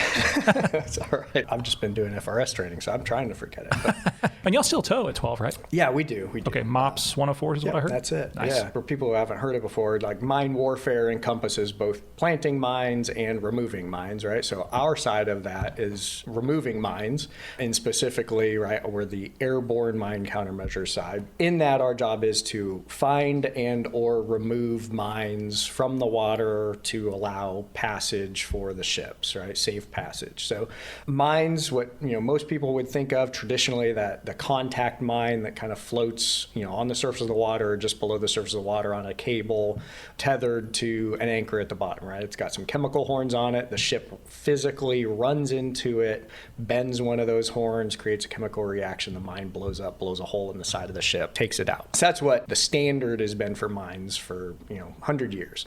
And then as technology has come along and been added to that, there's several different types of mines now, and then obviously mine warfare follows along, mine countermeasures follow along. So each time a new mine technology, mine concept comes up, we got to find some way to defeat that one too, right? So the traditional moored contact mine, we use our Mark 103 system, the mechanical sweeping device. Really, it looks like what a fishing trawler would pay out behind its boat, with big nets and stuff, kind of fans out underwater. And the only difference really is ours is got cutters on it and things that are meant to destroy those cables and cause the mine to float to the surface. And of course, the fact that it's not towed by a trawler, it's towed by an aircraft for some weird reason. So that's our mechanical sweep. And then as the mines kind of got more fancy, we get into magnetic mines, acoustic mines. So the new systems, that came online for that, we've got a couple magnetic systems. The Mark 105 is what a lot of people associate with airborne mine countermeasures. Big white pontoon boat looking thing, about the size of a pontoon boat, with some orange hydrofoils and a jet engine on it and a generator that has some big cables out behind it. And basically, you tie it to the back of the helicopter, you tow it wherever you need it to go, either from a shore base or from a ship, tow it out to where it's got to go, and you can control it from the helicopter. So, a little control panel in the back, the air crewman turn it on, it starts up that generator and starts putting out massive amounts of electricity. You can tune that to different things depending on what tactics you're using.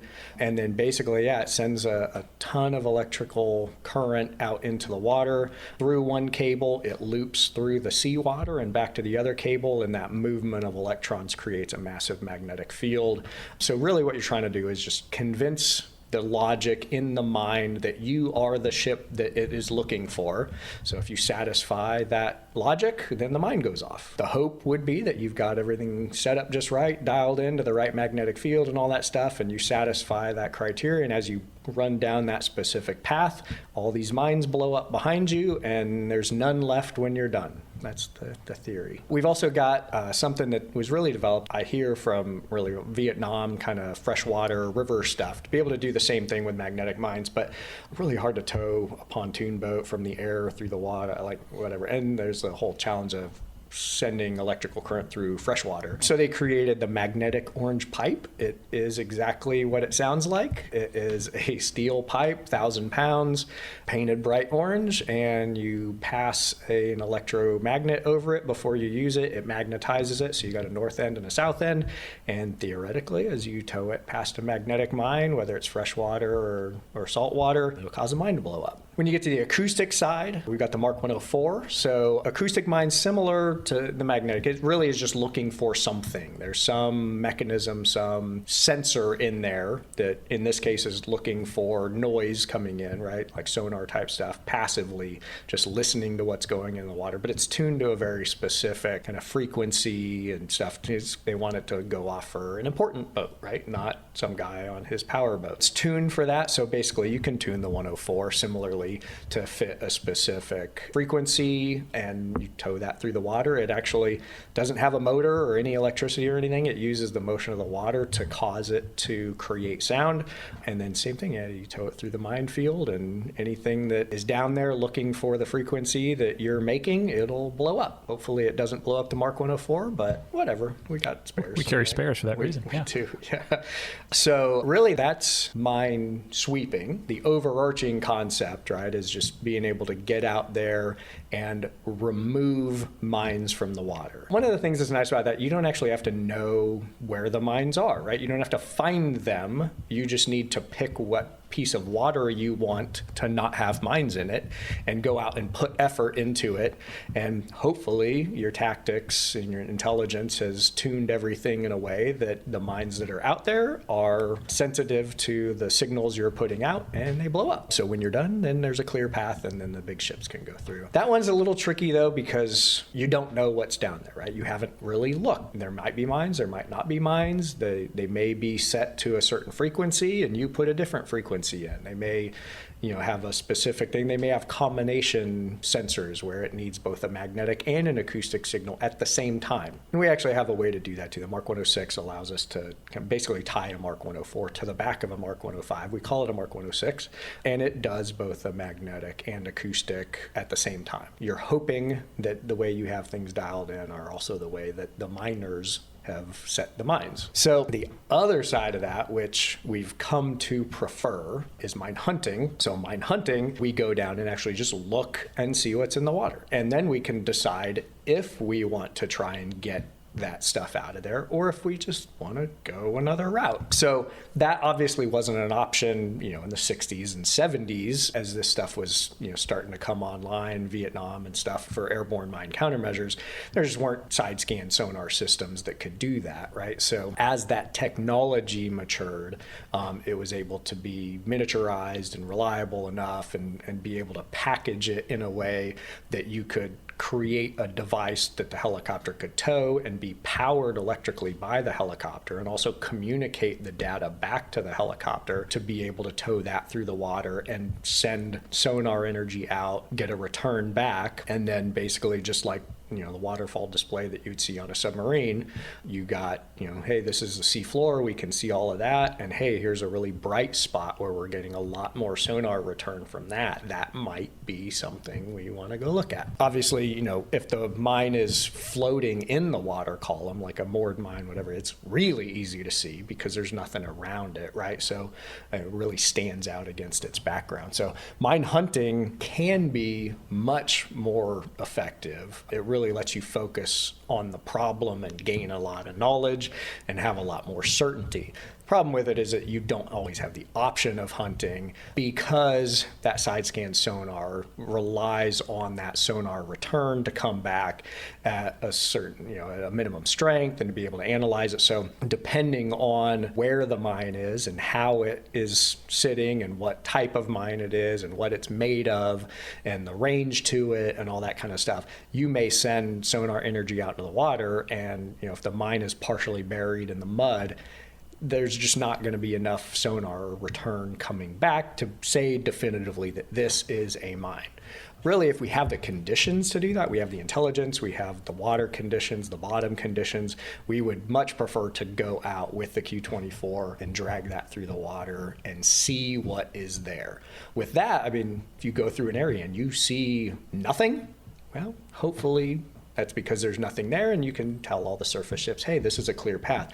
Or it also provides the option, you go through an area and you see a whole lot of mines down there. Yeah, we could turn around and go try and get assets out to clear all of those things, go sweep it or send EOD or whatever.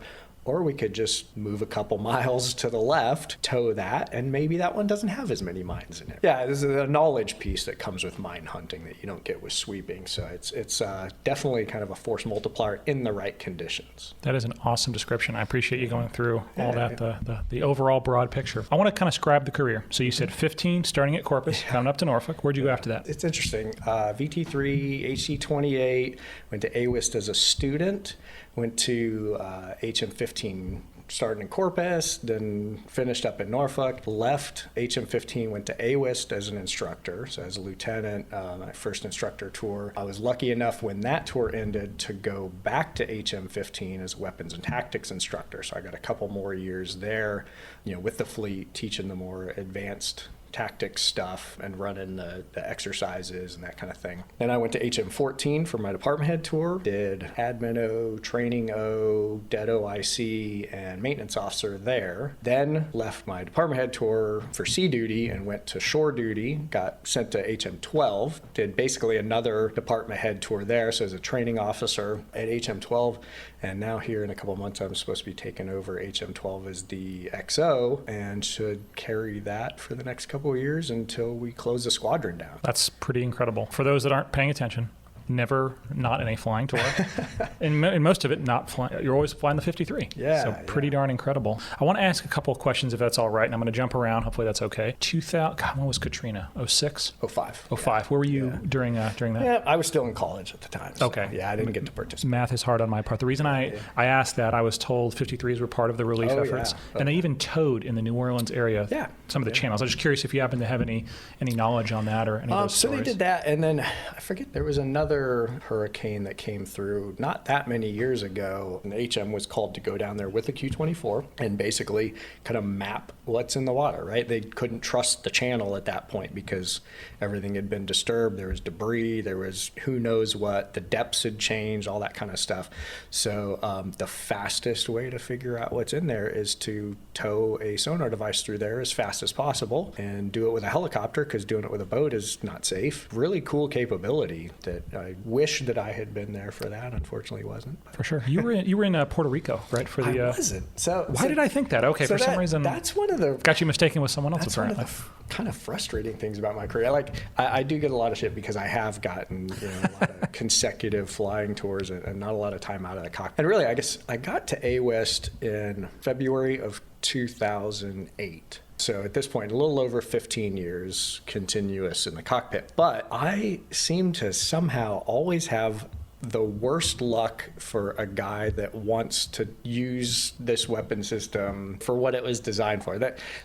The problem I kept running into is every time something major happened, like kicked off and there was something cool to go do, I was in the opposite side of the world. So Haiti happened. I had just left to go to Bahrain. Great deployment for sure, but the Hatter and DISCA, humanitarian aid, disaster relief, defense support of civil authorities stuff. So that is, this helicopter is absolutely incredible for it. And that is one of the coolest things I think we can do with it, especially, just being military, like a lot of us joined to serve, to help our fellow countrymen kind of thing. And in time of distress, right? That's exactly when you want to go employ these skills to go help out, right? So yeah, unfortunately, Haiti happened. I was in Bahrain. I had just finished my deployment in Bahrain and come back to Norfolk, and Pakistan's flood relief happened. So I missed that by a few weeks. So I was back here for that. And then, let's see, after that we had Hurricane Sandy. I had just left HM-15 to go to AWIST to be an instructor when that happened. So it's like every time something cool happened, I had just left and missed the chance. So if it makes you feel any better, I have similar luck. So I was out in Bahrain. We come home a couple months later, Soleimani. And, the det was very busy with some support stuff out there. Yeah. Yep, same feeling like, man, if there's anywhere in the world I'd like to be, it's back on deployment right now. Yeah. And here I am in America. So I know the feeling to a much smaller extent. I cannot admit that I've ever hoped for any kind of natural disaster or anything like that, but I would certainly like to go use this helicopter for that as often as possible. Absolutely. And we're referenced for scale, the kind of the first off the patch that I see on the wall that I still wear, size didn't matter. We'd all fly 60s. Yeah. I think the max gross weight for a 60, roughly 21K, something like that. Yeah. That's how much fuel we can carry. Not even counting internal tanks if we wanted to put, things down the center line of the aircraft. So the scale, it's like a little regional airliner that can land vertically. You can put all sorts of cargo, and I jokingly would say if it fits, it ships. Oh, yeah. I think there's even a I don't know if it's true or not, but there was a part of the NATOPS that talks about special weapons. Like you could carry some of that stuff if there was ever the need. Like I've thrown, shouldn't say thrown. I've had EOD jumpers, over Kuwait jump out, paradrop. They love it. It's a huge ramp, plenty of room for stuff like that. In 03, I've seen photos of the dolphins like literally laying on a mattress, and they're like hosing them down with water, moving the dolphins out and back. If it fits, it ships. It's really, really an incredible machine. It absolutely is. Boat time, anytime. I'm sure there was some boat time in there. Big decks, little decks, as little as a deck as you can get a 53 on. I mean, honestly, this is the bright side of that being in the wrong place at the wrong time stuff is I've got also very little time on the boat, which, I mean, really, if you look at my LES, I've got 5 years of sea duty but that was from time on the subs, right? But since I entered the H-53 community in 2008, I think I spent a couple of weeks on the Baton for that exercise as a JG. I did, maybe 5 weeks or something like that on the Ponce. That's it.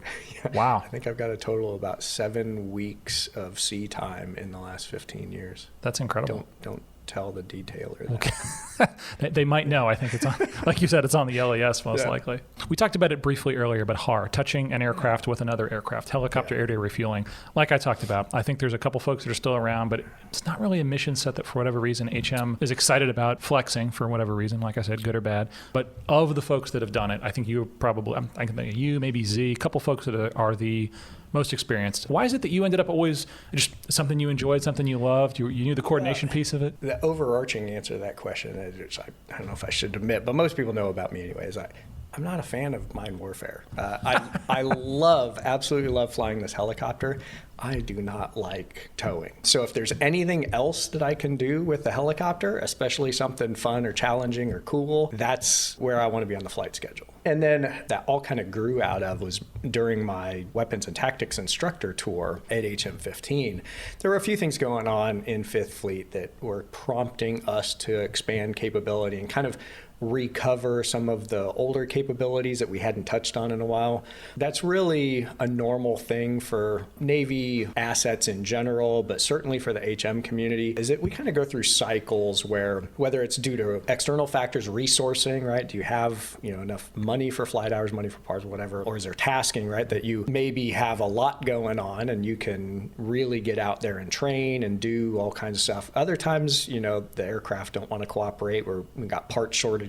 We're getting budgetary constraints, short on flight hours, that kind of thing. Birds don't want to get off the ground because they're old and cold or whatever. For HM, what that turns into is that you've got to focus on your primary mission set. What the Navy bought these helicopters to do is in the name of the squadron. It's Helicopter Mine Countermeasures, right? So we have to pull back to that, where if we're not great at paradrops, if we're not great at, shooting the 50 cals, if, we're not great at taking stuff from shore to the ship, the Navy can figure out other ways, right? But if we can't do airborne mine countermeasures, nobody can cover that for us. Anytime we go through those constrained periods, you've got to focus on mine warfare, and everything else kind of drops away, right? And so that happens every few years or whatever, kind of goes through this sine wave cycle. And I think we are kind of coming out of a period there where we had kind of pulled back and focused on mine warfare and kind of let a lot of those secondary mission sets kind of fall away. Now, the helicopter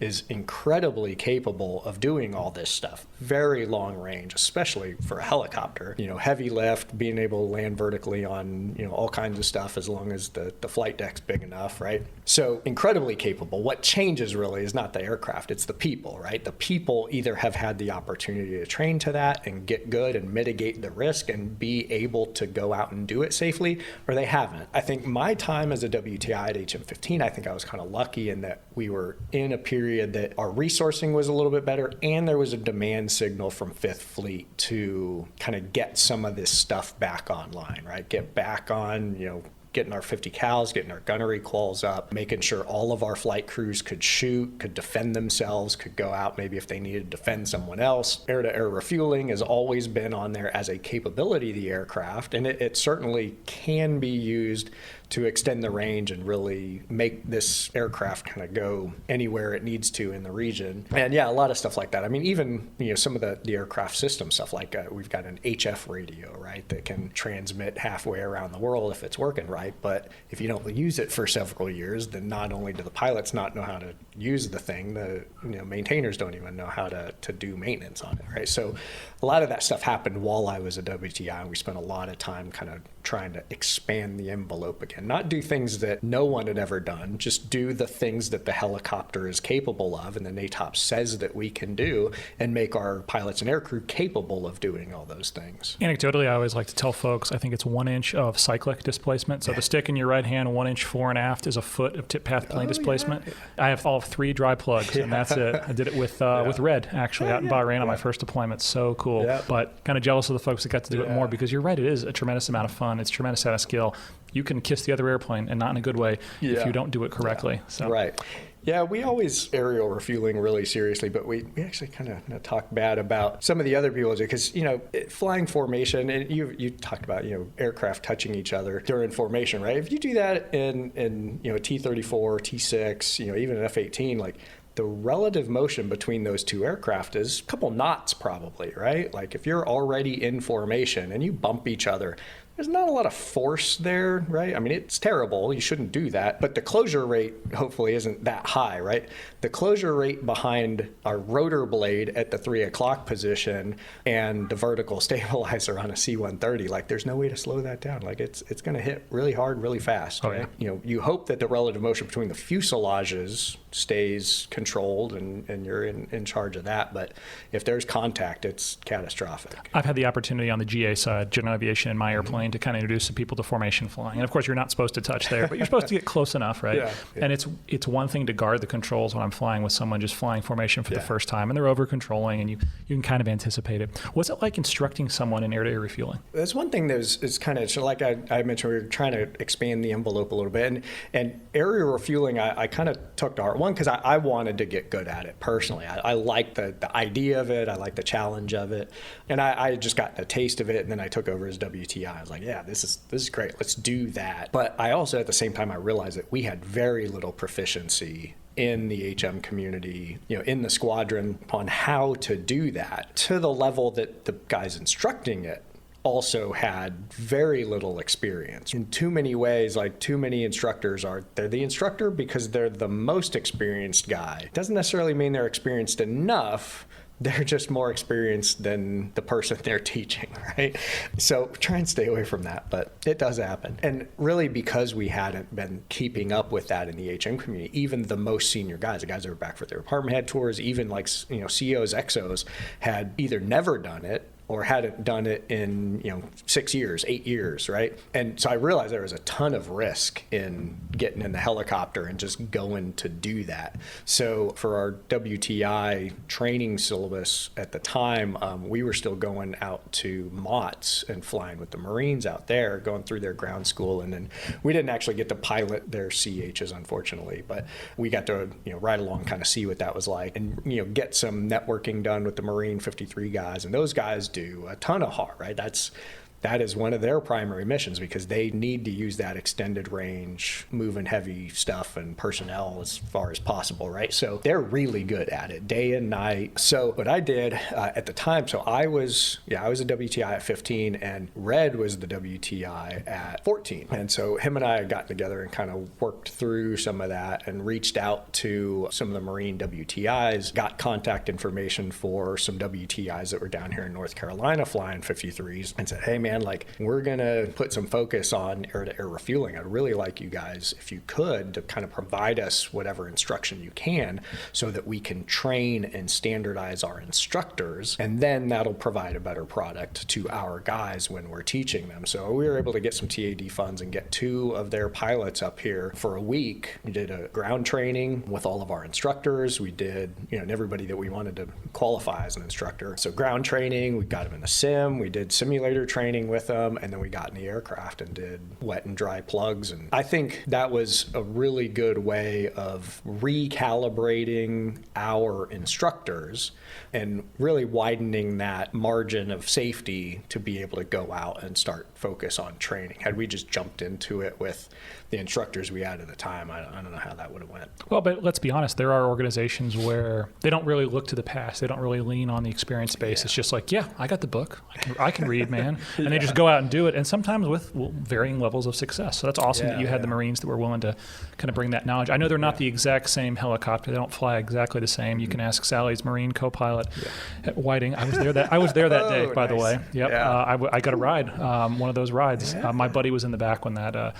I'll allude to it briefly. A good mutual friend of ours was aircraft commander when a Marine CH pilot jumped in I don't remember if it was left or right seat of a Navy 53 and tried to do a quick stop and had a tail strike instead with the tail skid that saved everyone's lives and saved the aircraft and all that. But the point is the aircraft fly differently.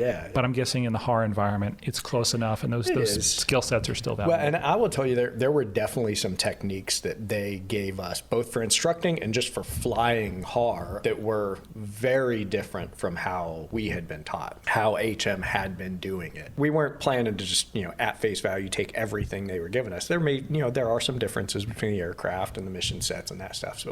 But really, when they brought everything they had and we're looking at it, we're like, man, we're going to stop teaching that and just do what the Marines do. Okay, so talking about stuff that's kind of different but really exciting. Bonhomme Richard burned down in San Diego all the way to the waterline. There's some pretty actually kind of cool photos of some of the Sierras out there, Bambi buckets, putting water on the fire. And after that, as I recall, the way it was explained to me was Big Navy kind of said, hey, man, we have an East Coast base full of big ships like that, capital ships that we would love not to lose in a fire. And there's a lot more that went on than just, that. But the point is, someone asked HM, hey, man, you guys have those things in warehouses somewhere, I'm sure. Do you know the last time someone put a Bambi bucket under a 53? Because you were the next most recent person to do it after that. Yeah, and it didn't even go well when they did it last. Really? Well, that sounds like there's a story there. There is.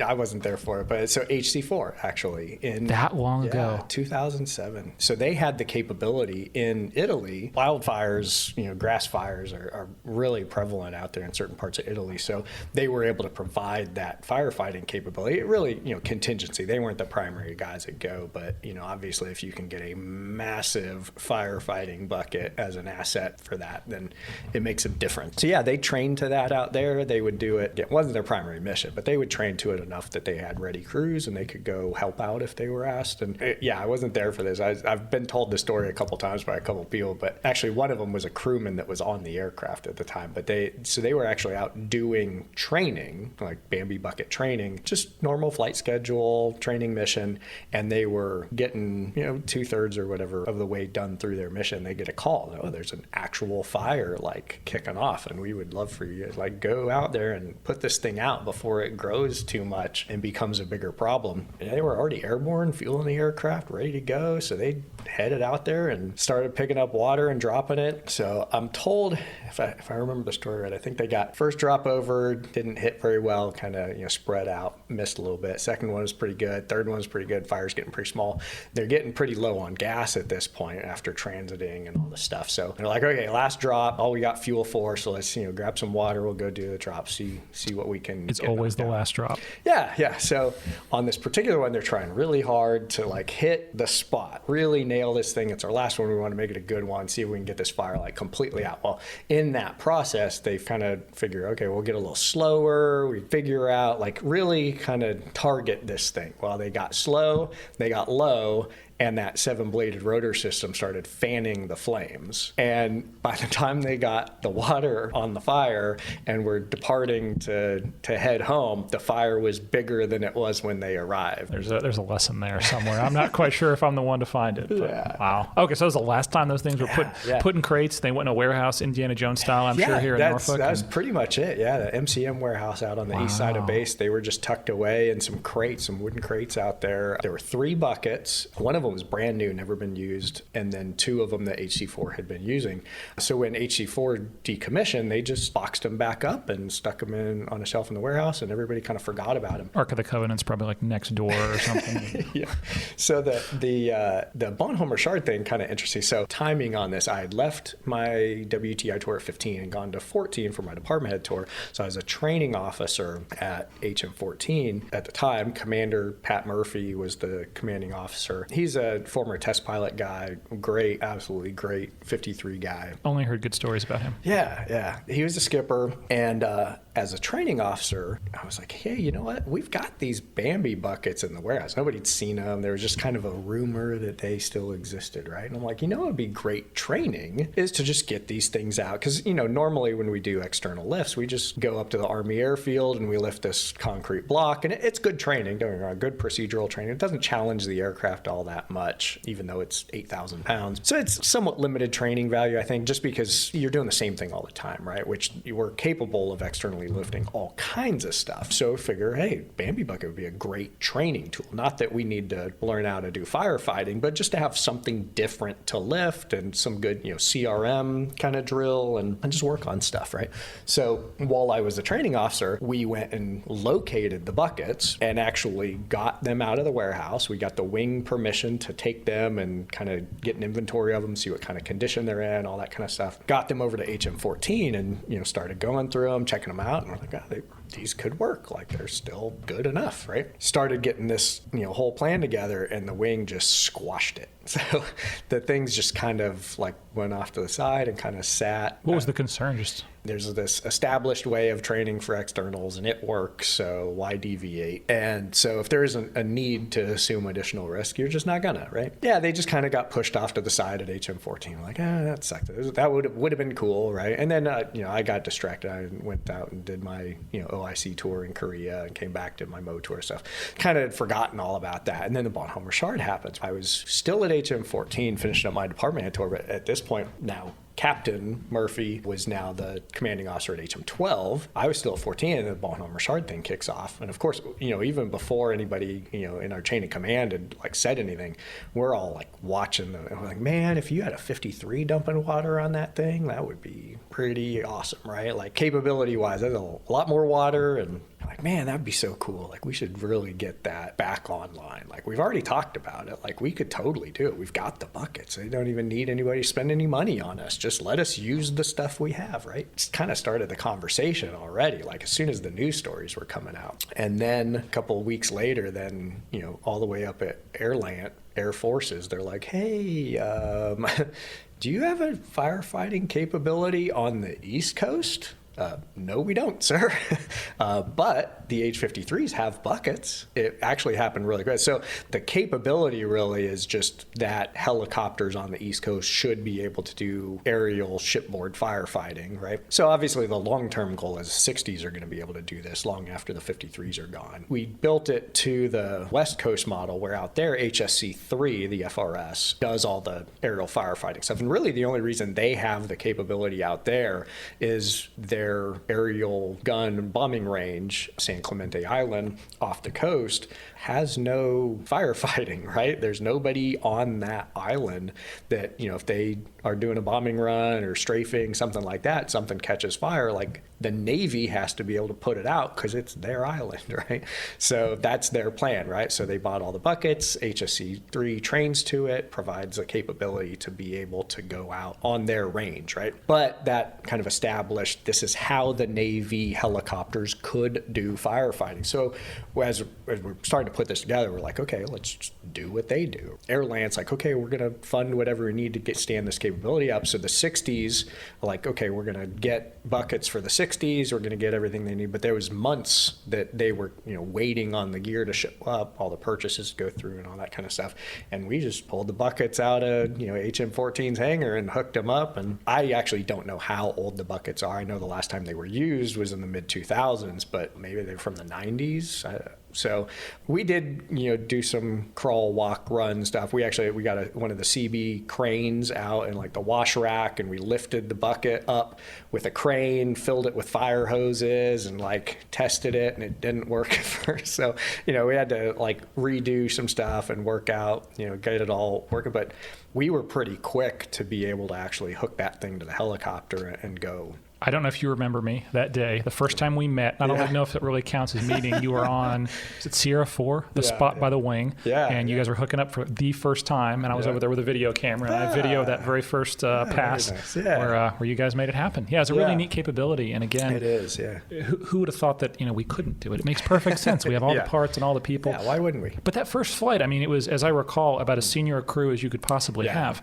For that very reason, you guys were. First one was me and Captain Murphy. Him and I together worked pretty good. I really worked on working out all the details, get the equipment working, kind of work through all that, get all the approvals and stuff, and then him and I jumping in together. And one of the nice things is we actually had some air crewmen. One in particular was an HC4 air crewman before who had done firefighting with HC4.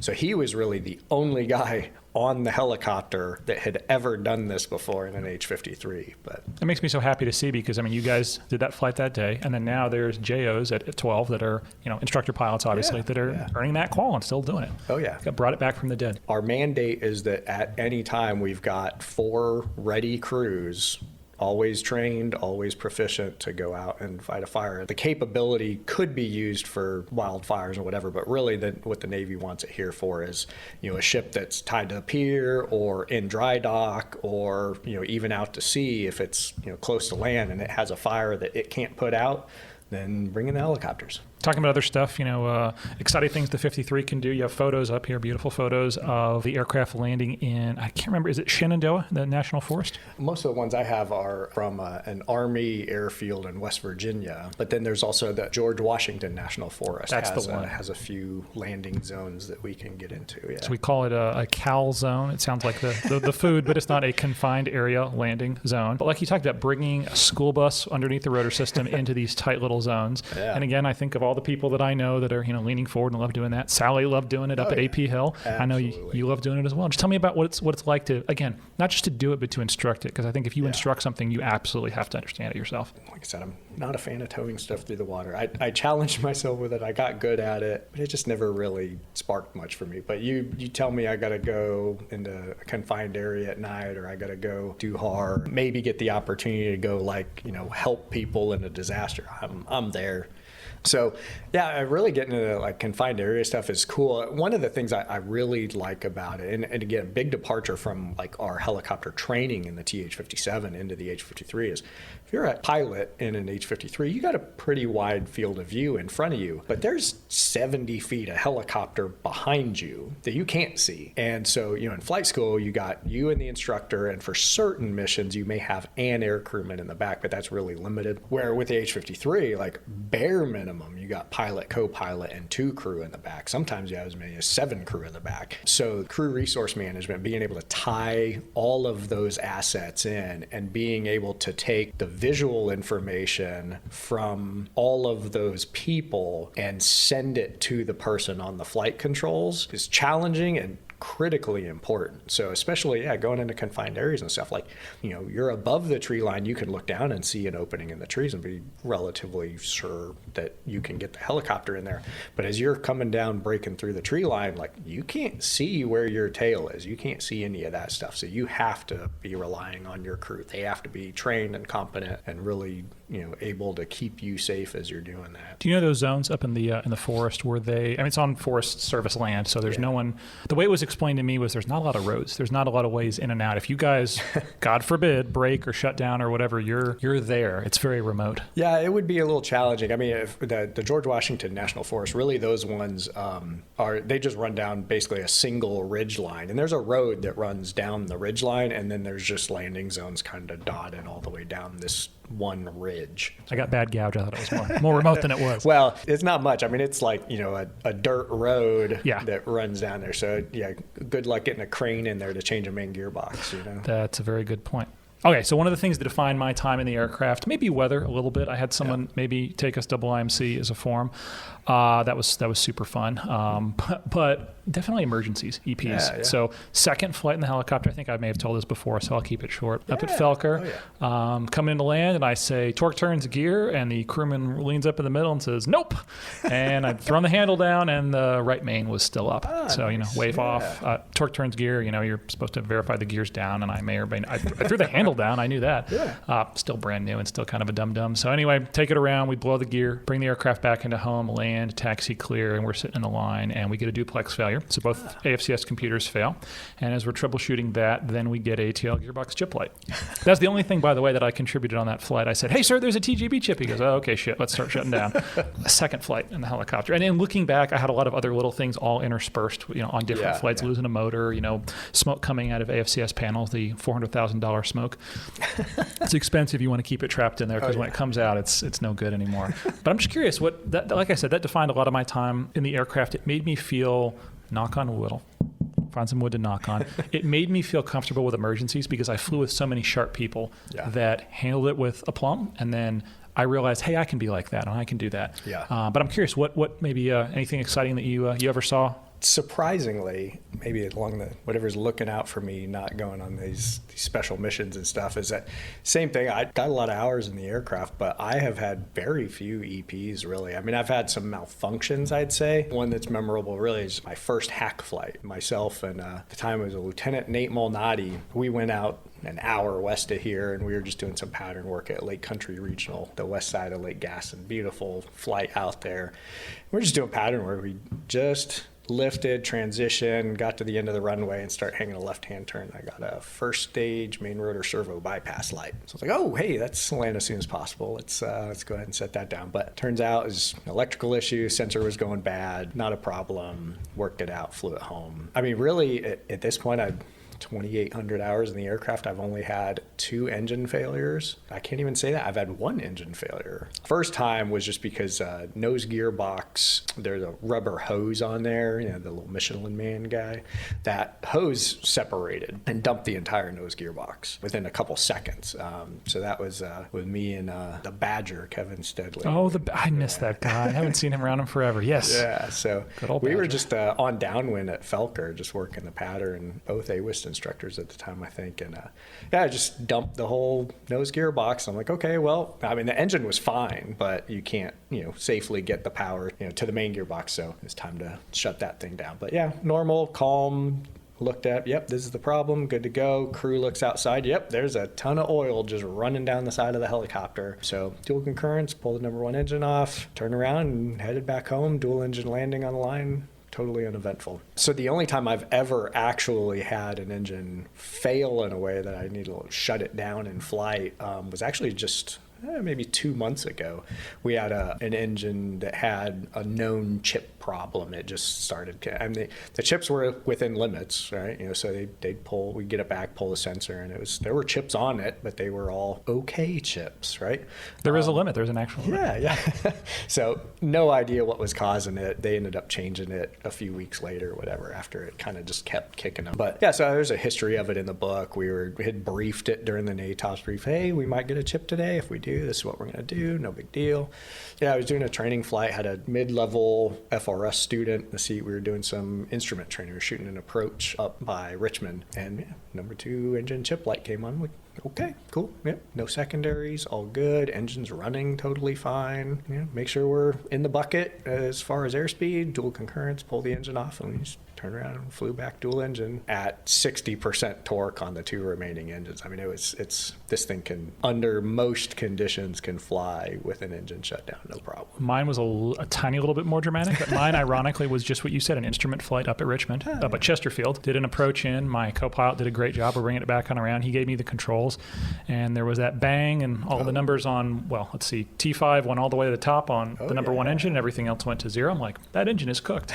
Dual concurrence, took it offline, then all of a sudden the temp comes down. Yeah, okay, it's gone. And I was orbiting over Chesterfield, and it's funny because I had my phone running with ADS-B, the little like breadcrumbs on ForeFlight. Yeah. And if you'd asked me later, like, how long did you wait? I probably orbited that airfield 3 times. Yeah. And it was 1 orbit. Because in the moment, I just felt the mine's running faster. Yeah. And I was just like, you know what? I'm orbiting an airfield. And the difference there was we had all the, said a bird had been a tow bird that morning. So it still had the console and all the, all they did was derig the queue. So we're heavy as shit. Yeah. And my first thought was, this was during COVID. I thought, man, I'm gonna trap a bird up here in Richmond. Our maintainers are gonna have to get a crane, come all the way, under the tunnel and all that to get up here. I'm thinking about this in flight, and I remember just thinking, you are an idiot. You are circling an airport, just land, and we did, and we got clear. Yeah. And Red was the Mo. Okay. So obviously the first thing, break out the phone, and I call him because I think either I'd hot seated it from him or he was at work, something like that. And he picks up, and to his credit, he goes, Gemma, the fact that you're calling me tells me you're on deck. I hope everything's okay. And I'm like, yes, sir, everything's okay. But first thing I did was sent the crewman up to take photos. And I think we took, I might be remembering this wrong. I think if the engine, like, if it throws something, you're going to see stuff on the aft end. So like looking in the exhaust, you're going to see parts and pieces. First thing we look up, don't see anything. Oh God, like what did I screw up? First thing I'm thinking. They run around to the front and they took a photo, and you could see the trailing edge of all the compressor blades were bent. I'm like, hell yeah, okay. Like I'm not happy, but I'm also very happy that like I didn't do that, obviously. And so I sent him that photo, and he receives it, and he's talking to me on the phone. He goes, like, what am I seeing here? This looks fine to me. I'm like, take a photo of one of the good ones. I mean, I think it was number 2 or something. They take a photo, and he goes, oh, okay, yeah, you're good. It's very clear something. And I never found out what it was, but anyway, yeah, good times. Like, it's an old airframe. It's an aging airframe. I know a lot of people also, and good Lord, there's a movie about it. Like there's people that associate risk, and I've heard that phrase thrown out there, most dangerous helicopter in the Navy. Yeah. Maybe I'm wrong. Maybe I'm silly. I thought we had great training. We had great people, the relationship with our maintainers. But by the same token, like I understand where people from maybe an outside perspective might just see numbers and stories and maybe come up with a different conclusion, I guess is what I would say. But in my time at 12 and at 15, I never felt that it was the most dangerous helicopter in the Navy. No, not at all. In fact, I resent those kind of comments. It's out there. A lot of people say that. And it has had its share of mishaps for sure, right? But it is an incredibly capable aircraft, especially when maintained well by trained personnel with the parts that it needs. But I would say I think its reputation is not earned the way that you would think, because really there's a couple things with this helicopter. One, it communicates really well when something might be happening in caution lights or gauges or just noises, whatever. Very rare does something just catastrophically fail all of a sudden in a way that would take you out of the air. And part of that is having 3 engines, right? Like, even if you lose an engine, it's not that challenging to fly that thing dual engine. So the times that I have had like real malfunctions, something that I needed to abort my mission, it wasn't that something had, catastrophically failed. It was that a warning came on telling me I might have a problem, and so I went and landed. It didn't knock me out of the air. It gave me plenty of time to just follow my procedures and go land the helicopter. But the other side of it is, if it's not in good shape, it's having issues, really most of that time, you can't even get it off the ground because you would have to violate some procedure or overlook something or ignore something in order to get it off the ground. Like if it's going to break, it's probably going to break on the ground and just prevent you from getting in the air. Once you get it in the air, it's pretty rare that it has to be taken out of the sky. I think I'll attribute it to Sally. I can't remember who it was. Maybe it was the Badger or Red or Bull or one of the other many smart people that was kind and mentored me. But I remember someone once saying the aircraft will talk to you. You have to listen. Yeah. And you can't just push through it and, it'll be fine. I'm not worried about it. No, it's talking to you. Yeah. Listen. Yeah. So. Well, and part of it, I think, H-53s compared to more modern aircraft, you really have to understand the helicopter to be able to fly it effectively and be, an effective mission commander and get out there and really employ it, right? If you don't know how the systems work, how many of this there are, what pressure that runs at, like what this light means, like if you don't really know the helicopter, you're just not going to get it off the ground. And it's a real asset to us, I think, that we are forced to really dig into the pubs and learn how to make it do what we want it to do, right? And it's not that we're bending rules to get it off the ground. It's that we really hey, it's doing this right now, and I know why it's doing that. Like, our pilots understand it as good as a lot of maintainers do in other communities where, that's a dying breed though, right? Like, when this helicopter was built, that was the premise, right? The people who work on it and the people who fly it really need to understand the systems and how they're built and where those sensors are and what they're sensing. So when something was wrong, you could diagnose it and figure it out and fix the problem. So troubleshooting, a lot of that happens like in the maintainer's head. In the pilot's head, in the aircrewman's head. And now aviation as a whole, not just the military, but as a whole, right, has really gone to this, there's a computer that runs checks and there's all sensors all over it. It'll tell you what's wrong. It'll tell you what component needs to be changed. And so maintainers are now being trained not to understand the aircraft and be able to troubleshoot it, but to follow a checklist. And when it tells you, change this box, they know where the box is and how to get a spare one and how to pull that one out and put this one in and run a retest on it. They don't really understand how the thing works. And H-53 pilots and aircrew and maintainers are not that flavor. We're different. I had 2 EPs that I would say, and I'm going to use air quotes here, that were outside of NATOPS. Yeah. One was with Sally. The short story was, took off immediately off Victor 1, got a TGB chip. He takes the controls, heliport, declares an emergency, we're on deck. I think we taxied in to kind of the armpit there, got out of the way,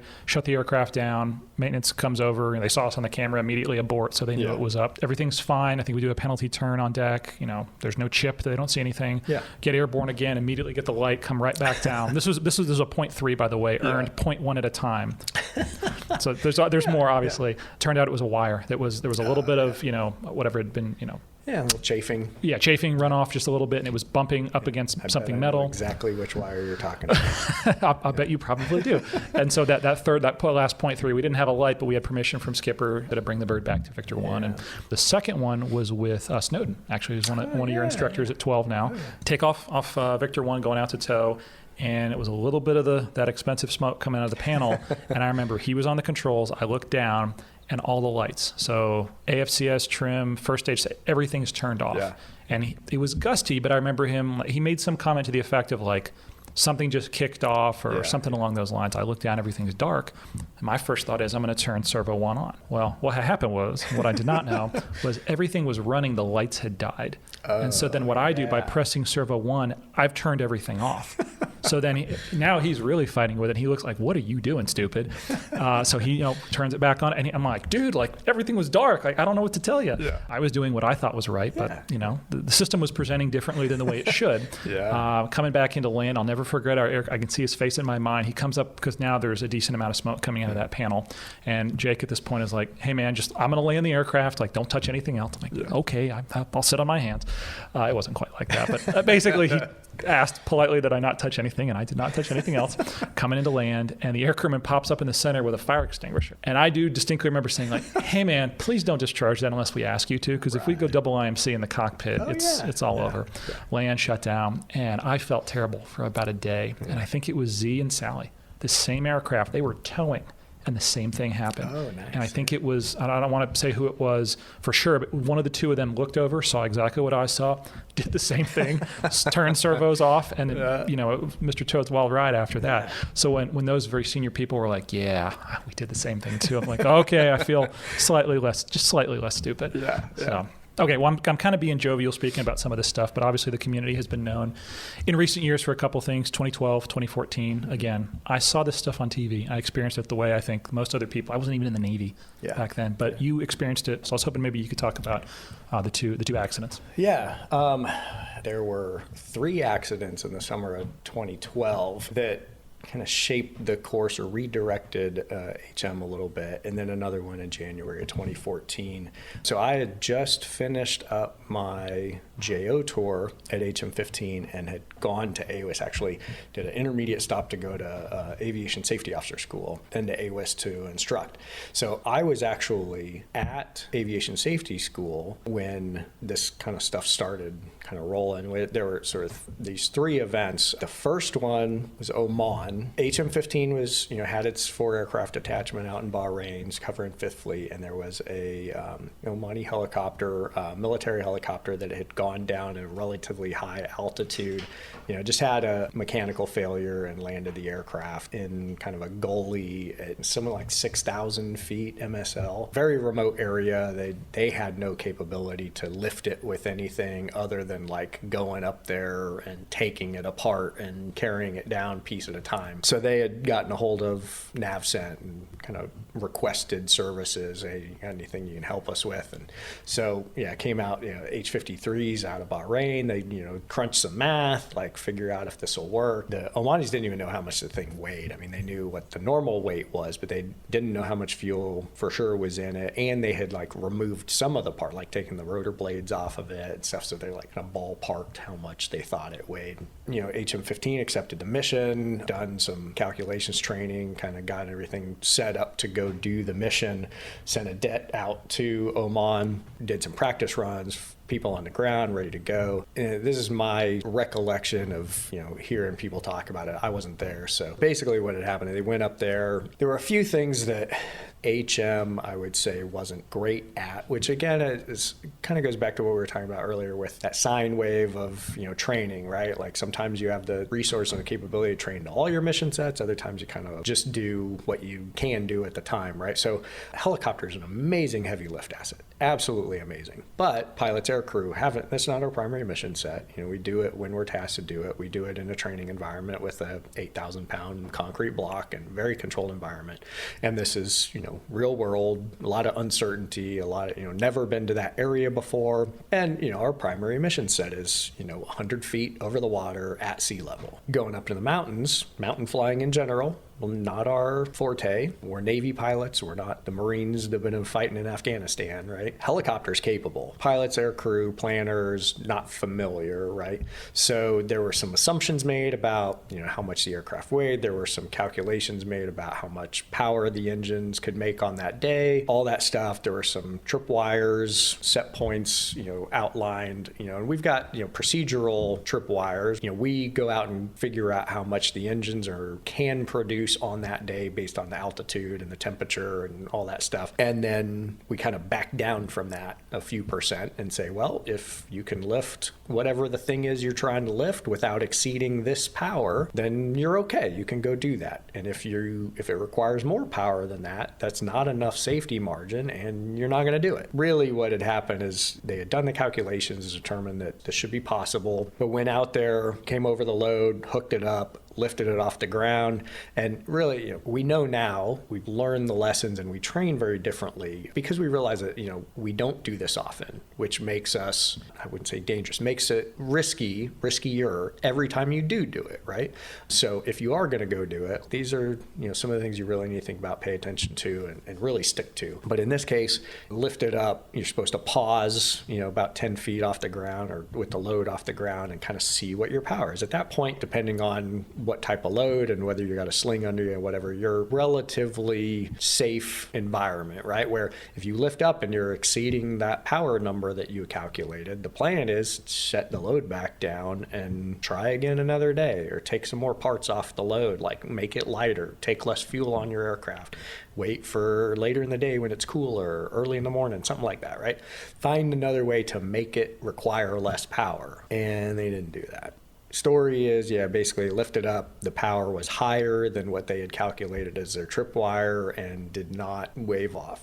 Went to take it anyway. Figured, let's pull a little harder. It's a 53, it'll do it. Unfortunately, at 9,000 feet of density altitude in the Omani desert, up in the mountains, the engine's can only make so much power, right? So you can pull harder on your left hand if you want, but it's not going to create more lift.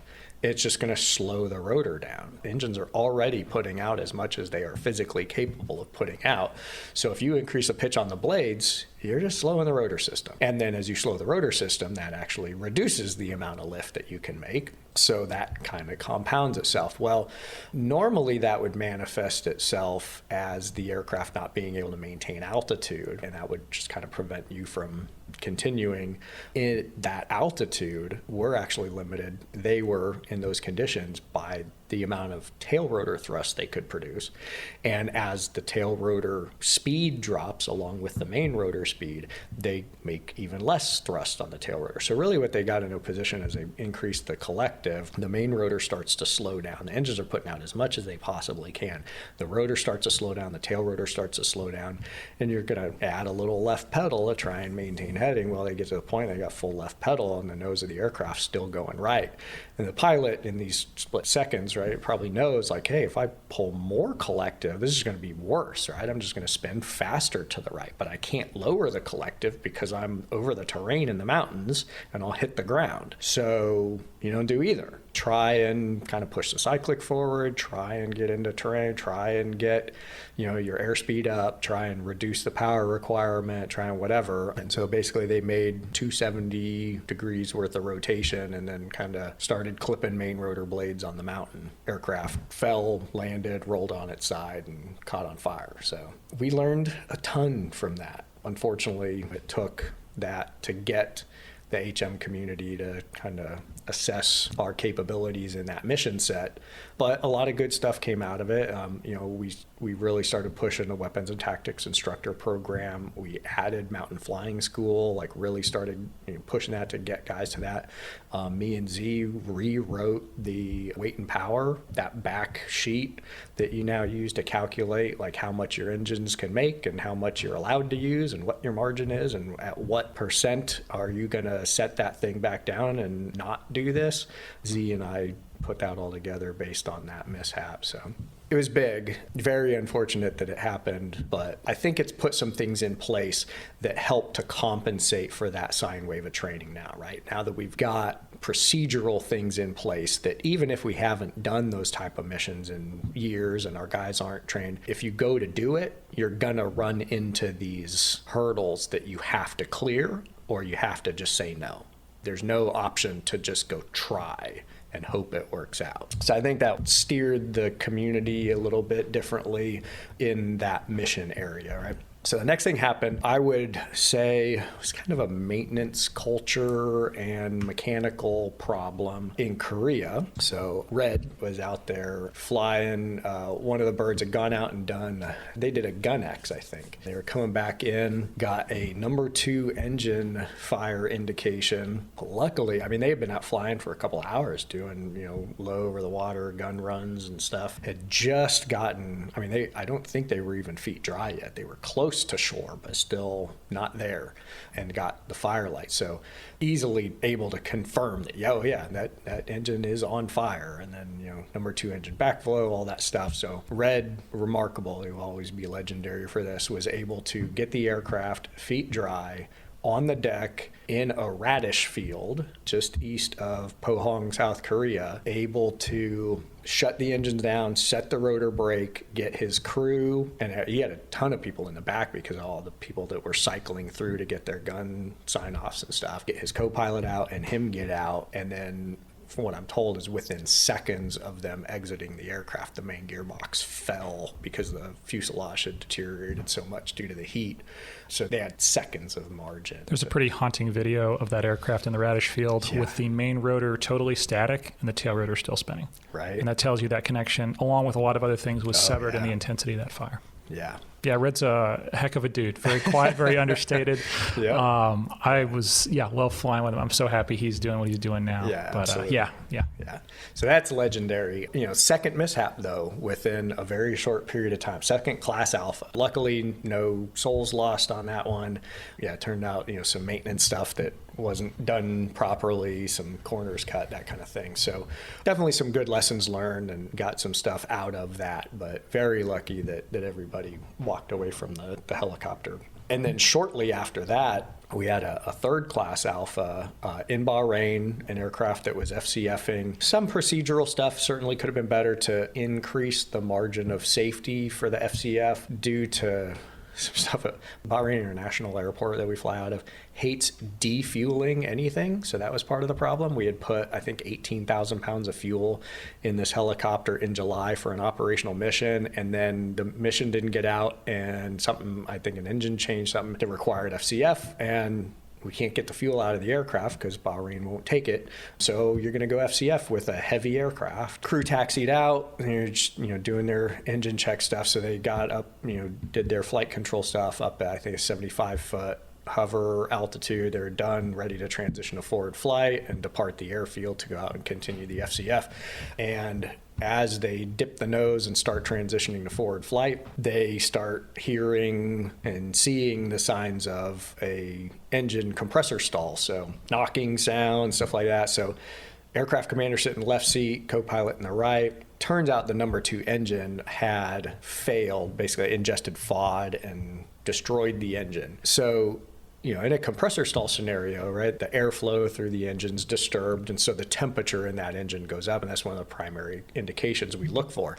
Along with that, you would look to see that the torque is also dropping on that engine because it's not creating enough power anymore, and all the other kind of things are going the opposite way, right? So your temperature's going up, everything else kind of dropping off, right? Aircraft commander in the left seat kind of freaked out, I guess, by this. He's fairly junior, really junior FCP doing this. So when all this happens, all this chaos, sounds like basically he starts looking at his gauges from left to right. So looking at T5, hey, number 1 engine's first, then 2, then 3 from left to right. So he looks down, sees the number 1 engine. Well, the temperature's climbing on the number 1 engine. He hears the popping. He knows that they're having problems. Doesn't continue to look across the rest of the gauges at the number 2, number 3. Well, the temperature on the number 1 is going up. That is an indication of a possible compressor stall. However, it's also an indication that that engine is assuming additional load and speeding up and creating more power because another engine is failing. And that happened to be the case, right? So he looked down, sees the temperature rising on the number 1 engine, goes in real fraction of a second, right? And he said, oh, that's the engine that's got a compressor stall. Didn't wait for anybody else, didn't look for dual concurrence, didn't do just, hey, look down, saw that temperature rise, and that's my engine, grab the speed control lever, shut it off. So now you've got 18,000 pounds of fuel in the aircraft in August in Bahrain, almost in a hover, out of ground effect. The number 3 engine is running and doing everything it can for you, but the number 2 engine just had a compressor stall and you just shut the number 1 off.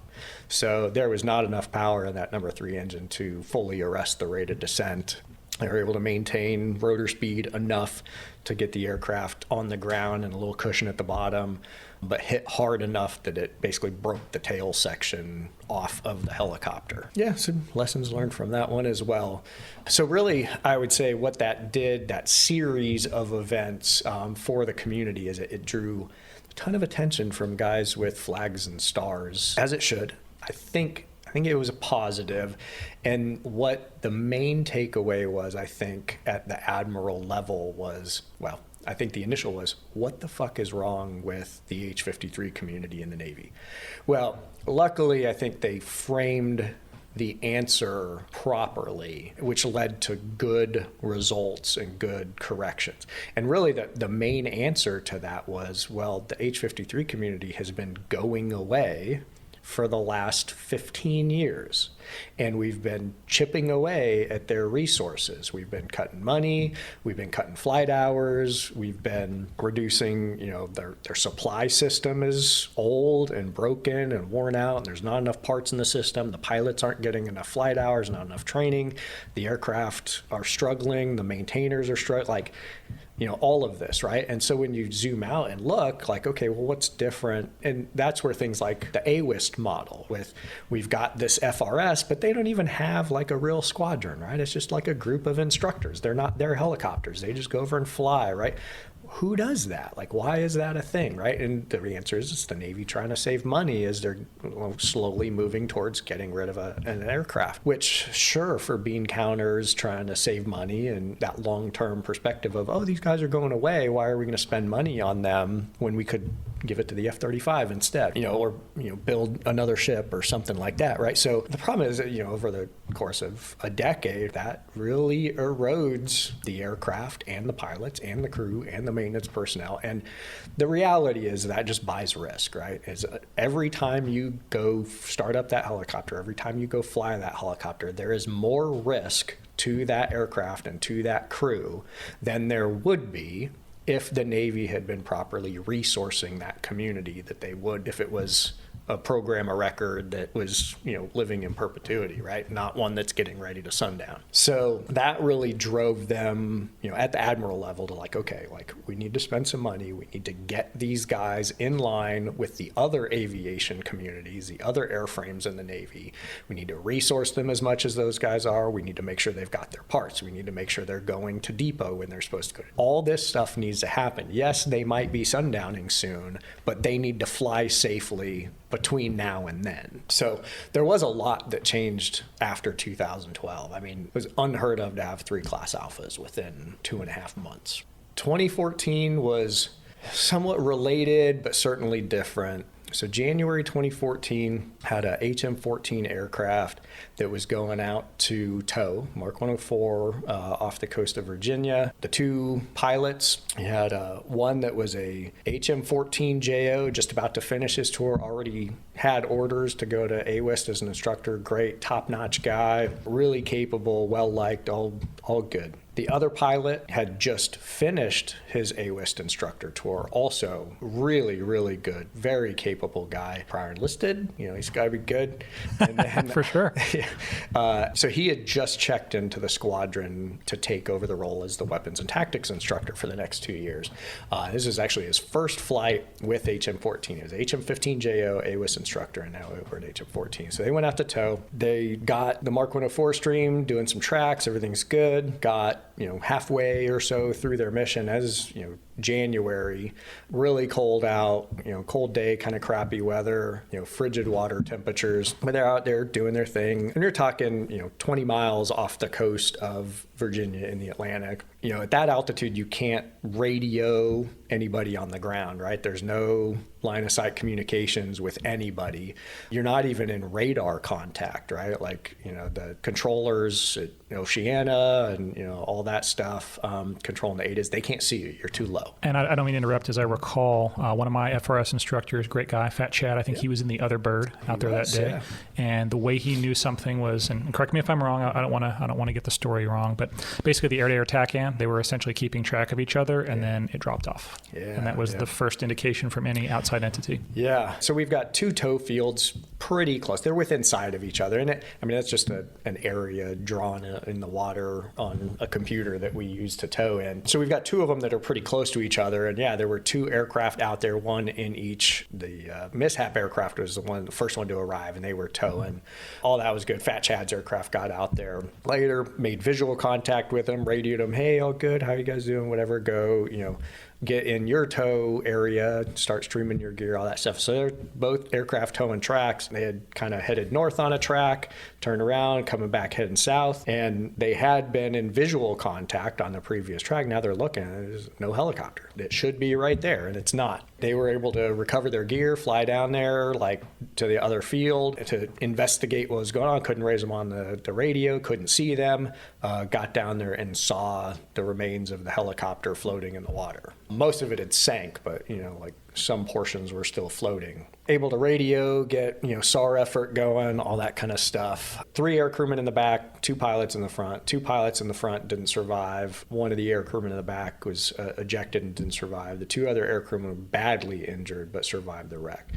Story with that one really is in some ways still tied to some of the stuff that had led us to 2012.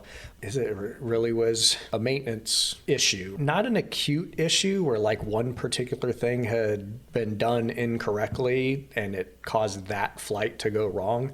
Really, it was a gradual decline in the condition of the aircraft, and I'd say the knowledge and standards of the maintenance personnel to be able to maintain an aging aircraft, all of that had declined enough that something like this was able to happen. So we had heard from one of the air crewmen who survived initially that there was a lot of smoke. Not sure what happened, but there was a ton of smoke. That's all I remember, kind of thing. And this was like as soon as they had gotten them back to shore, basically. So we're like, man, it's January, it's cold out. It's probably running the cabin heater, trying to stay warm, and that cabin heater really unreliable. It's probably that thing probably caught on fire. And turned out that wasn't the case. What had actually happened was our helicopter's a little unique compared to the Marine Corps H-53. Their fuel system, and they were the first ones designed, they've got fixed fuel tanks, which are considerably smaller than ours, and then they've got drop tanks attached to those fuel sponsons that they can take not quite as much fuel as us, but a good amount, and then they can fly without their aux tanks if they need to. They can drop their aux tank in emergency. Kind of a great capability. Ours, when Sikorsky designed it for the long-range heavy lift and MCM, the AMCM mission set, one of the requirements was to extend its range and its endurance to be able to tow as much as possible and get as much tow time out of a mission as you could, right? So adding these massive fuel tanks. When they did that, Sikorsky had to kind of shoehorn a lot of additional things into the MH-53 that didn't exist on the CH, right? So biggest thing is CH, they can transfer fuel from their aux tanks into their main tanks, but what they do is they use bleed air to pressurize the aux tank, and then it gradually just flows into the regular tank over time. Ours, I think, I don't know the exact reason. I would guess probably center of gravity concerns and some other things. But in ours, we've got two tanks on each side of the aircraft, big, huge fuel tanks. In order to be able to equalize your center of gravity, move fuel from one tank to another, both front to aft on one side and across the aircraft, they put pumps in there. And so there's a transfer system with fuel lines that run through, out of the tank, through the cabin, and then back into the other tank on the other side. And there's a pump in each sponson that can move that fuel. Well, it's common for us in the MH-53 over the course of a long flight that we will deplete the aft tanks of fuel enough that we want to transfer some fuel to even out that center of gravity and just kind of keep things going. Well, prior to this mishap, it was just something that the guy in the left seat did. If you looked down and there was a fuel split, there was more fuel in one tank than you wanted, you just reach down and select the tank you wanted it to go to, select the tank you wanted to come out of, the pump would kick on, it would go. You didn't say anything to anybody, you just fix it, right? What had happened in this case, that fuel transfer line, basically where it ran across the overhead of the cabin and then down the port side of the cabin to go into the port sponson, there's a wire bundle, I don't know, probably 12 wires or so, that all ran kind of right next, behind, and across that fuel transfer line, and then joined another bigger wire bundle. And it had become commonplace over the years for, just as you take an aircraft apart to do maintenance, you take a component out, you put it, like the wires get moved, they get kind of rebundled. There's a couple different ways to attach wires, in an aircraft. The generally accepted way is with like a cloth, like rope, basically. You kind of tie them together because that's safer, doesn't like cut in with. The other thing is you use zip ties, right? But zip ties are actually incredibly more durable than the wire is. So if you don't put those on right, you don't put them in the right position, you tighten them down too much, whatever, they'll degrade the wire. So there are some on our aircraft that were installed by Sikorsky, and that's fine, and they're supposed to be there, and they're in very specific locations. But over the course of decades of maintaining this aircraft, additional zip ties had been added at places that made sense to the maintainer that was doing it at the time. But in this particular aircraft, there was a zip tie on that wire bundle, and that big square lug on the zip tie was positioned in a way that had been rubbing on the back of the fuel transfer line. You would think fuel transfer lines in an aircraft probably pretty robust. The reality is they're not. They're as light as possible to do the job that they're designed to do, right? And it's not a lot of fuel pressure in there. So they're very thin wall aluminum tubes. So I don't know how many hours it would take for a zip tie to wear a hole in one of these aluminum lines, but it had gotten to the point that every fuel transfer revolution prior to that one, that pipe had still held pressure, but it was getting thinner and thinner over time. And on that particular time, when the pilot punched the buttons to activate the fuel pump and start transferring fuel, pressurized that line, and the aluminum was thin enough that time it started shooting fuel out the side of the tube. In addition to that, there was a break in the insulation on a nearby wire, not Kapton wiring. That is something that is talked about. It used to be in our aircraft. It's not. It was not a Kapton wire. It was just another wire. So I had a break in it enough that the fuel was able to basically complete the circuit between the live wire and a grounding point nearby,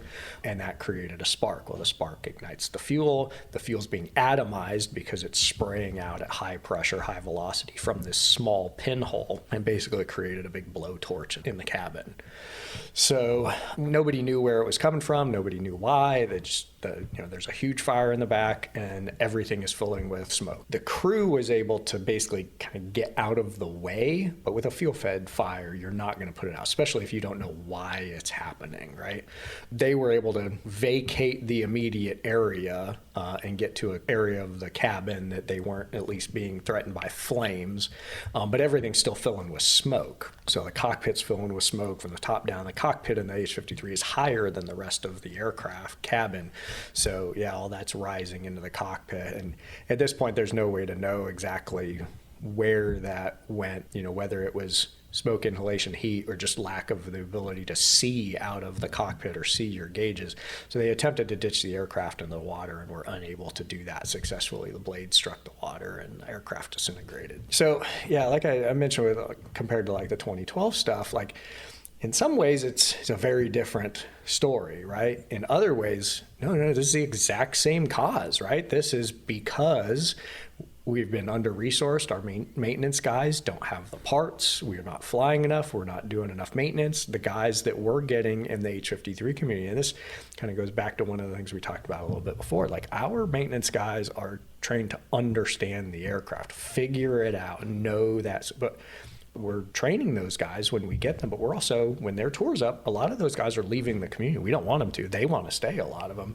Big Navy says it's time to go on to another platform, another aircraft, learn that. And so we get another guy that's, he's a P3 guy, or he's done F-18 maintenance, but he knows nothing about H-53s. And he comes in here, and we're trying to have him do electrical maintenance on, a 30-something-year-old aircraft with no real background on it, right? So yeah, of course you're going to have degradation in the condition of those wires, and you're going to have zip ties where they're not supposed to be, and you're going to have, all that stuff kind of comes together and creates this mishap. Again, there were some good things that came out of it. Big Navy was able to kind of look at that and figure out, hey, again, like the condition of H-53s is not what it should be. Well, why not? Because they've been going away for 15 years. So at that point, every aircraft done flying, we need to inspect every one of them. Like, now that we know where this came from, like, we need to look, like, where are there other zip ties? Where are there other breaks? And, where's fuel lines that are dented or chafed, like all this stuff. We need to figure it out. So there was no red stripe on the aircraft. There was no broader, like, hey, every H-53 is down. What they did,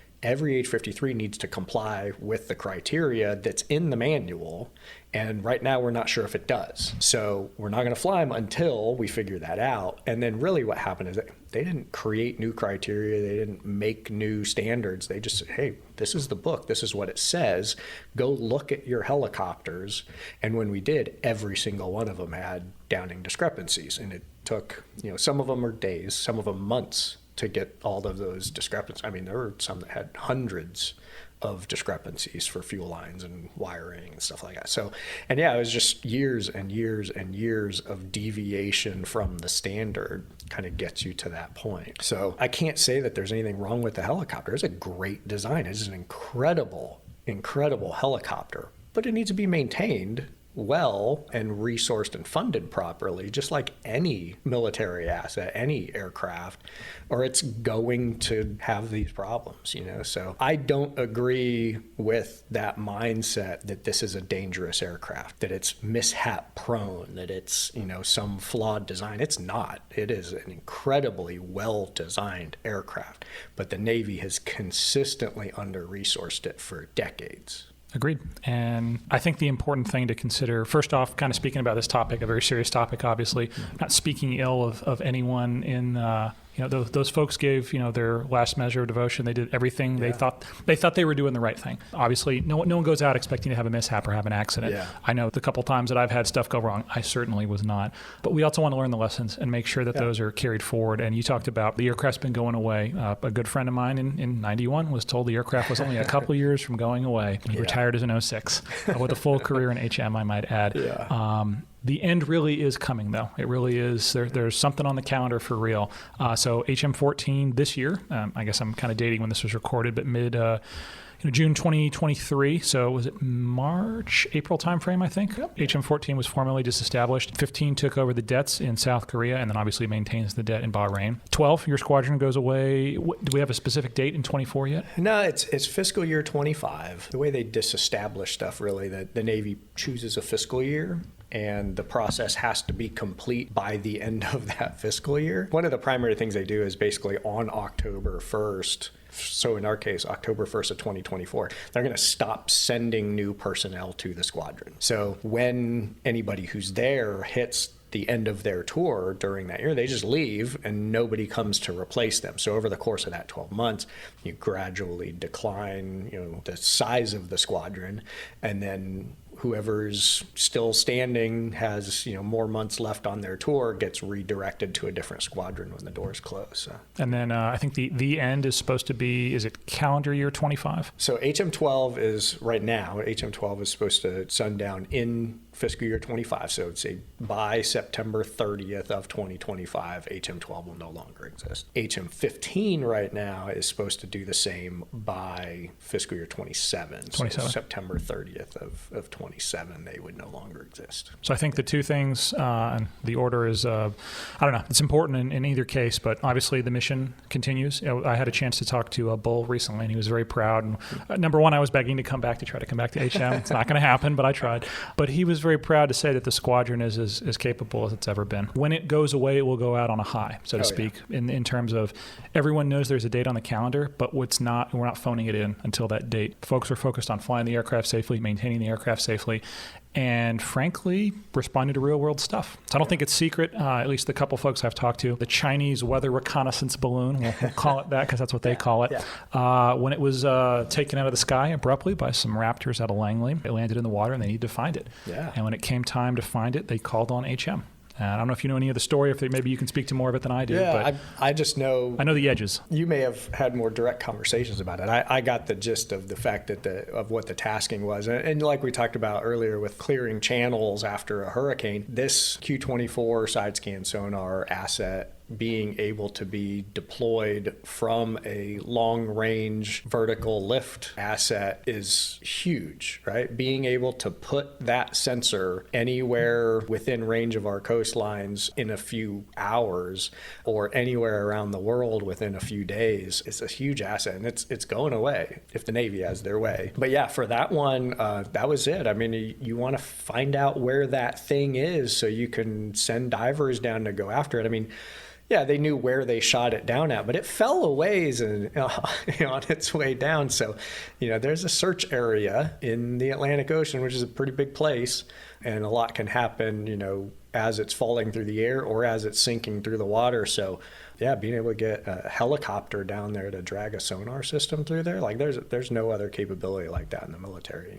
You want to be able to precisely find things on the bottom of the ocean to get, a AMNS destructor round down there to take out a mine. Well, yeah, if you want to precisely find things on the bottom, finding that weather reconnaissance balloon on the bottom, this HM was the asset to do it. I was very proud. The old girl still, who knows what she has left in her.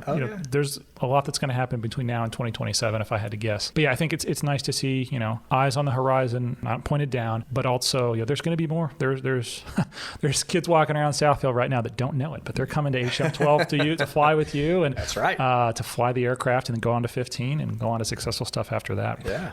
Totally tangential, just really random. God, I think it was on YouTube. There was a video recommended to me of a jet black 53. And I thought, that doesn't exist anymore. We paint them that silly light gray. And then I watched the video, and no, we don't. There's an awesome looking bird at 12. So don't tell the wrong people that we did that. Tell who? Yeah, I don't know what we're talking about. Exactly. So, and won't say his name because a good common friend of ours. How about that? He had an opportunity and he took it. It is gorgeous. They had to reweigh the aircraft after painting it. That's a requirement because who knows how many pounds of paint you put on there. It is gloss black with white, red lettering on it. It's got our red lightning bolt on the side numbers, bright white, all gloss paint. It looks amazing, especially with the gear up. Well, as long as the gear can be. It's funny you mentioned that. If I'm being honest, I was one of those guys that flew around with the gear down like a huge nerd. I know. And my logic was I never have to do the little dance and have someone manually crank the gear down if the gear never comes up. Yeah. That's funny you said that. That's really awesome. Okay, so what is the official title? What is the job you're in now? I know you're going to be XO here shortly. Yeah. So after finishing at HM-14 as the maintenance officer, I come to HM-12 as a training officer. Normally 3-year orders for an FRS shore tour. Mine was kind of cut short, I guess. I actually extended at HM-14. Basically spent the first portion of my HM-12 orders still in the fleet. I went to Korea again. It was a good time. So took over training officer. So a little more than 2 years, finishing that up now. And then this is the point where the Navy was going to get their money's worth out of me since I've dodged boats for so long. Really, the last time I was ship's company was in 2003 as a commander, right? That they're really big on as soon as you put on commander, like you're going to put on commander during a shore tour, they want to get you to sea right away because most guys, not prior enlisted like I am with the extra time, but like normal commissioning sources, they're getting close to 20 years. So if they don't get a sea tour out of you right after you put on 05, they're not going to. You're going to retire before they can put you there. So, and there's a lot of empty billets on aircraft carriers, on CAG staffs, on all these crap jobs that aviators don't want because that's not what we joined for, right? So there was, that's where I was going. I don't know if it was going to be CAG staff or what, but it was going to be time for me to do sea duty. And then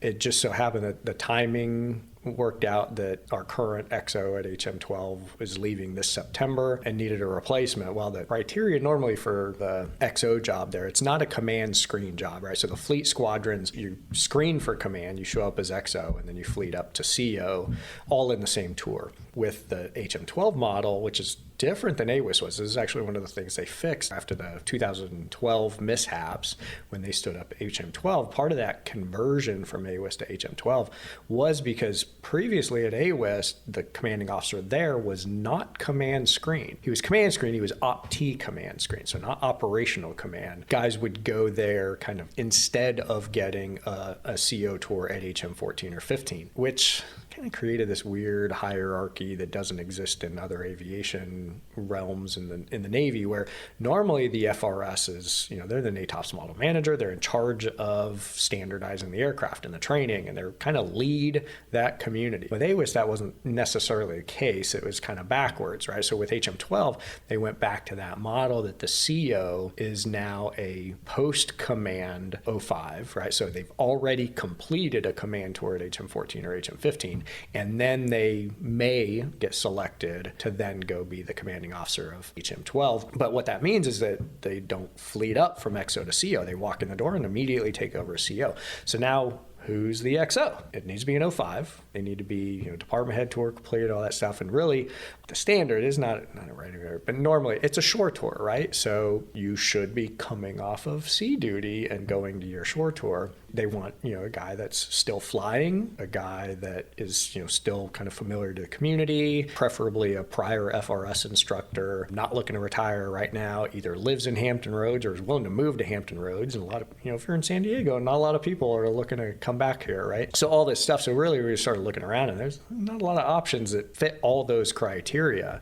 And I was there, finishing up my training officer tour, and I'm like, maybe Fox would be a good one. And, reached out to the deputy, the Commodore, like, yeah, that makes sense. That's cool. Like, that sounds good. They try and sell it to PERS, and like, oh, no. He has not done an 05 sea tour yet. So find somebody else. And that was the story for months. Like, we got to find somebody else. And then there was nobody else. So by default, I think, maybe I'm last man standing, I don't know.